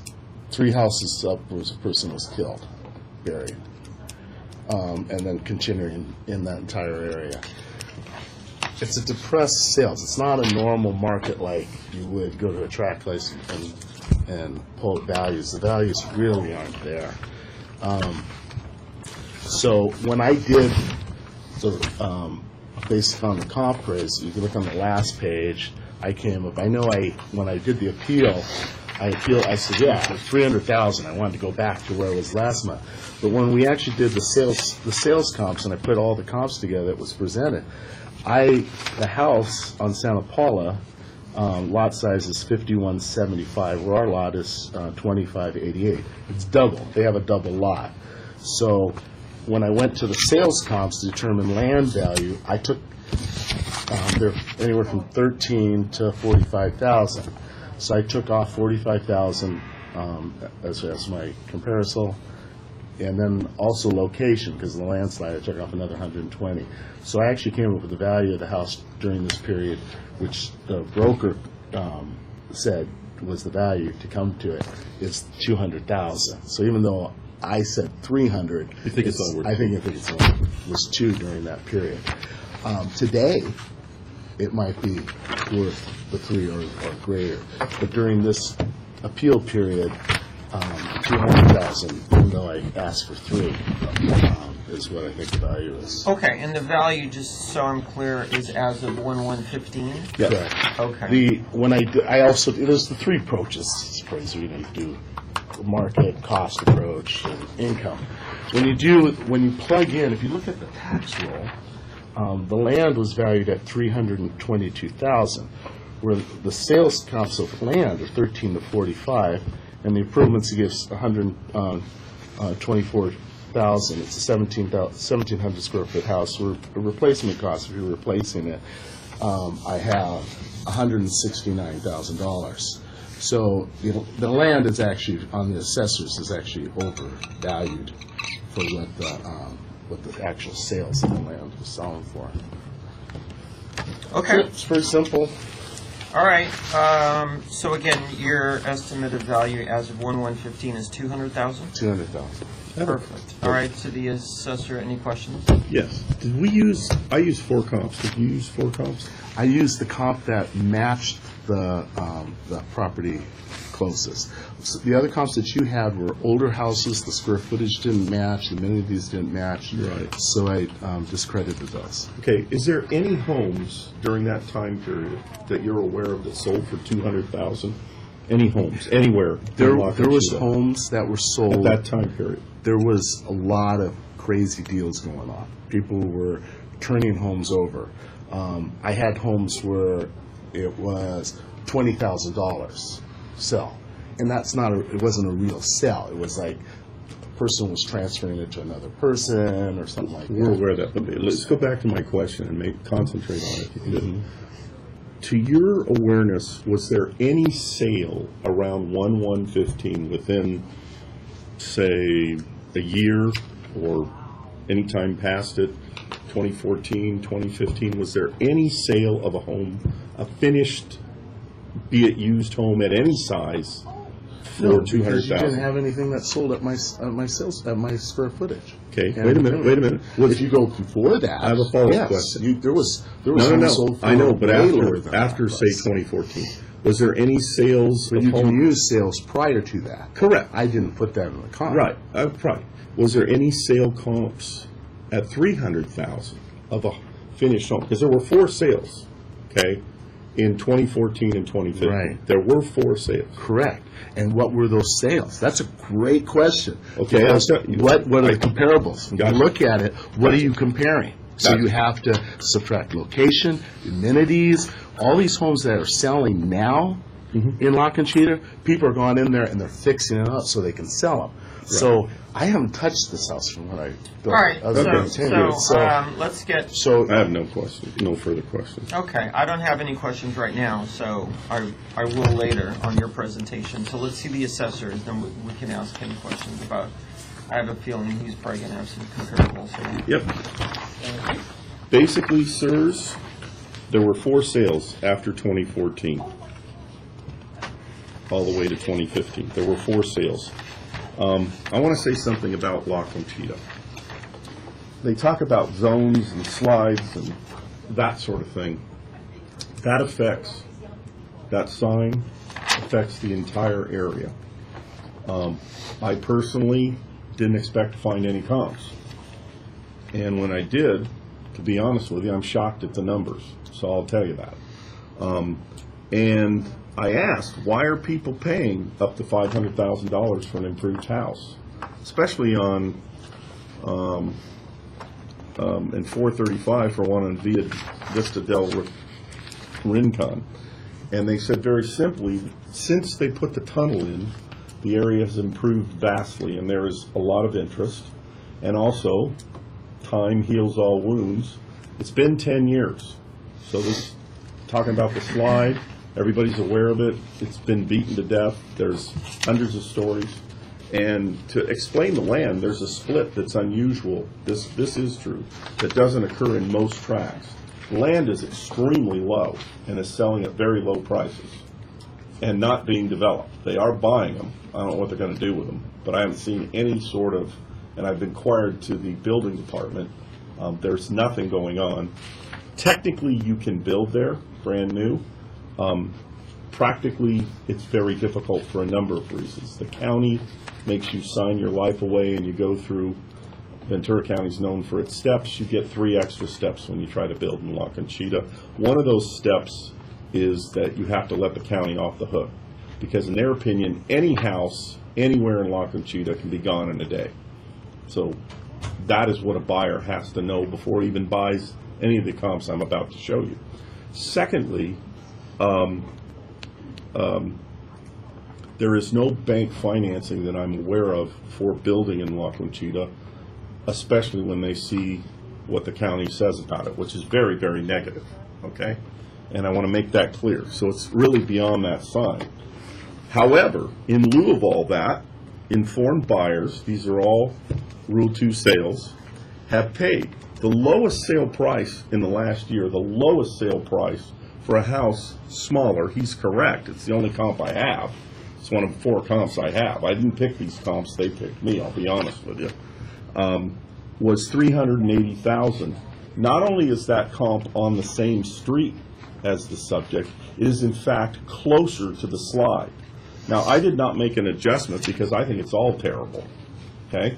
I'm just telling you. And I also think 10 years later, no offense to everybody, but the slide's been overlooked, or nobody would be buying these things for anything. So I'm not sure how much relevance the slide is. I know what is relevant, the tunnel they built, so now you practically have a private beach. If you get into La Conchita, you can go down and you have beachfront that you can get to. And that has apparently inspired people. Thus, you see the lowest sale comp I have, raw sale comp, is $380,000. The highest one goes to $517,000. And that's for a long period. This is over a year. I picked these 4 comps because they were the only 4 comps, so that'll answer your question. Comp number 1 is the most similar in size. It's sold for $480,000. It's only very little inferior in quality and very little inferior in size, so much so that I really didn't make any adjustments.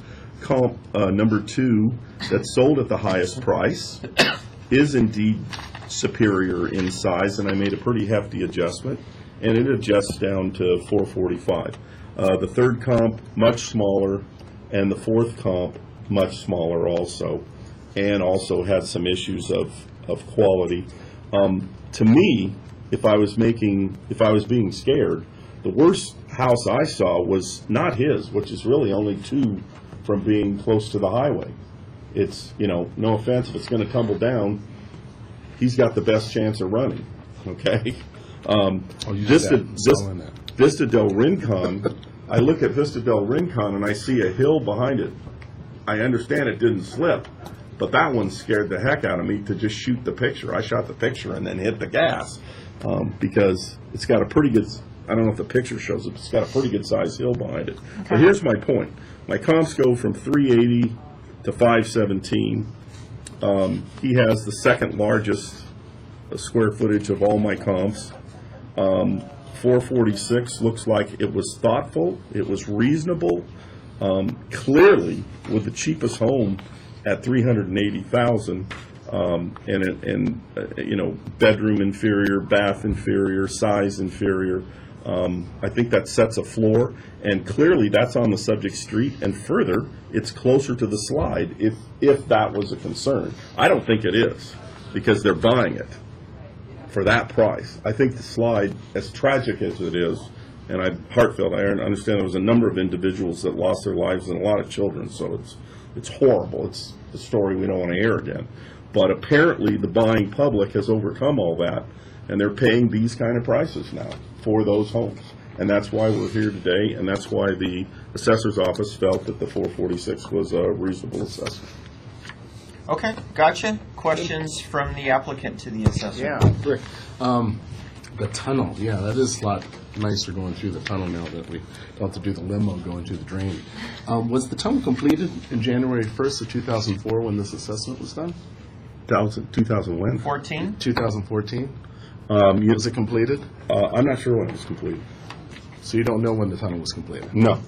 Okay. We're talking about If- January 1, 2015. January, yeah. Okay. Would that affect the value of the property? Apparently not, because either the tunnel was built or the anticipation of it was, all of these buyers would have been aware of that from the time. Okay. Because my earliest sale, just to answer your question, actually came from January of 14. Okay. So that. When was the tunnel built? It was being built at that time. It didn't. When was it finished? Oh, when they let us go through it. We illegally went through it prior to it being completed. When was it roughly finished? 2015, I mean, say a year ago. Because they opened it so that... So mid-2015? Yeah. And when was it started? Oh, it started 3 years ago. Okay, so there was an anticipation for that. There was an anticipation. You Right. still had beach access. You just went through the gutter, the drainage, Yeah. 4 foot. But you still had access to it. Yeah. You visited the site? Did you visit the site? Yeah, I saw your Okay, place. so you're able to see it. And Yeah. did you notice that there's dirt on the street? Yeah. So you know the street is I blocked, think it's been there fenced off. 10 years. I've noticed it for about the last decade, Right. sadly. Okay.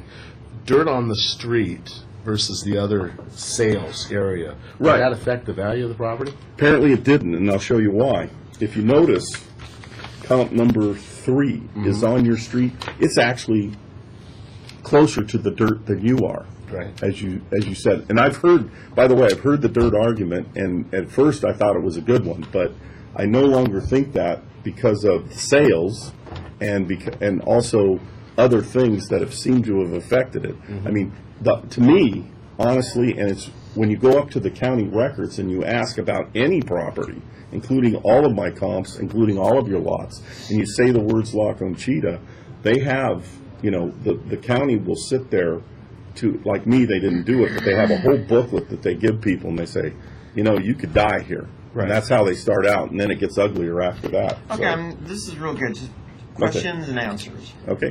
Long answer, sorry. Another question. The different prices, we have 380, 4 to 5. Does it matter to you in the value, determining the value that there's different square footages? Or Yes. you just look at the price? Because the last hearing, it seemed like you were just throwing dollar amounts and you weren't. Well, we're at this hearing, so. Yeah. And he All said right. yes. Okay. So. All right, good. Adjustments were made for square footage differences. Yeah. Yeah. So adjusted. Yeah. Good. Wonderful. Good. That's all the questions. Okay. So based on your presentation, what's the best comparable to compare to the subject? Well, I don't know if there's a best. I mean, obviously the one closest in size is comp number 1, and they all kind of funky, good looking. Okay, but I didn't find that much different. I mean, they're all relevant to me. I would think the big issue in La Conchita is the proximity to the slide. I don't think that any longer. So with all due respect, it might have been true, but A, it's been a decade, and B, comp number 3 just told you that that's no longer true because they're in the dirt practically. They can, you can't see this, but you can't even turn around, on the street where they are. You have to go, if you park, the dirt's here, you got to back and then leave. So comp 3 is pretty darn close to the slide. Right? Yes, much closer than the subject. See, originally. Hold on, Yeah. Rick. Yeah. Let me just Sure. ask questions and I got you. All right, so this lovely little map. So comp 3, I'm assuming, is in this green area right Yeah, over here. exactly. All right, and then our subject is kind of borderline. It's in the green or white, or it's right. Ours is, it's right there. It's Yeah, the second gas one in. station's first. If you kind of make out the structure And their The old first gas structure station is is the gas first. station. It's the old gas station's Yeah, first. you have the gas station and then the property. Right, So the slide, that yellow line comes right to it. yeah. So you're next to a gas station. Right. Old, it's not gonna be there anymore. It's passed away. It did? No, Yeah. they got all the pumps, the tanks are all brand new. Got new pumps. The guy that was leasing it has just been evicted out of it. Is that- But the owners are planning on turning it right back Uh, again. I'm They hopeful. just- that's- I hope we need one there. If you look at the old pictures, this was all dirty. They just cleaned it up. This is a recent photo. Actually, well, I went there. and So, it looked good. okay, guys. So this is your property right here? Yeah, So you're next to a gas station? yep, Yeah. So did you make any no, adjustment for being next to a no, gas the station? whole area is so bad, I don't care. Honestly. So bad? Yeah. We're a block away from the beach Yeah, with the tunnel. well, the badness is the whole idea that it can all slide into the ocean. Did you make any adjustment for his proximity to PCH? No, Okay, and to the applicant, so again, you're saying that it's worth 200,000. Yes. So would you have sold it for 200,000 back in January 1st of 2015? If I came to you, Because I have too much debt on it. if I came with $200,000 cash, would you have Um, sold it to me for 200,000? Not at that time I would have. Okay. Probably earlier I would have. Okay. Yeah. All right. So I have no further questions. Did you have a closing argument? No. Okay. Closing statements, and do you have any closing statements? No, it's just, it's lock and sheeted, but it has no value. And I want to sell, I wish I could get what they assessed it at. I would sell it at that. And for If you want to step up and pay it, I would take it. Anyone in this room? okay, very good. I had Thanks a so broker much. say that once to me. No one else is sitting here offering any money. Real good. All right, so I'm going to dissect all of this data, All right. and I will figure out a value and let Brendan know. So Yeah. thank you very much. Thank you very much. Thank you. Yeah. Thanks. Thank you. Thanks. And Brendan? nice meeting you. Yeah, nice to meet you. I love You have to take my card. You can call me in near future for the decision. It'll also be mailed to you in the next few days. If I'm as on my game as I hope, they'll be mailed out tonight. But Right. we'll see. Good. So we're all neighbors, all in Oak Park. You're on Canaan then, right? I'm right on Canaan, right next to the park. Right You next, see my truck always in the front. right next Second to, house from McBoyer Park. on the east or the west. Yeah, we're getting the flood drain right in front of my house. That they're putting in, the county's putting in. So you're on File. the east We're or the on west. the east side, next to the McBoyer Park.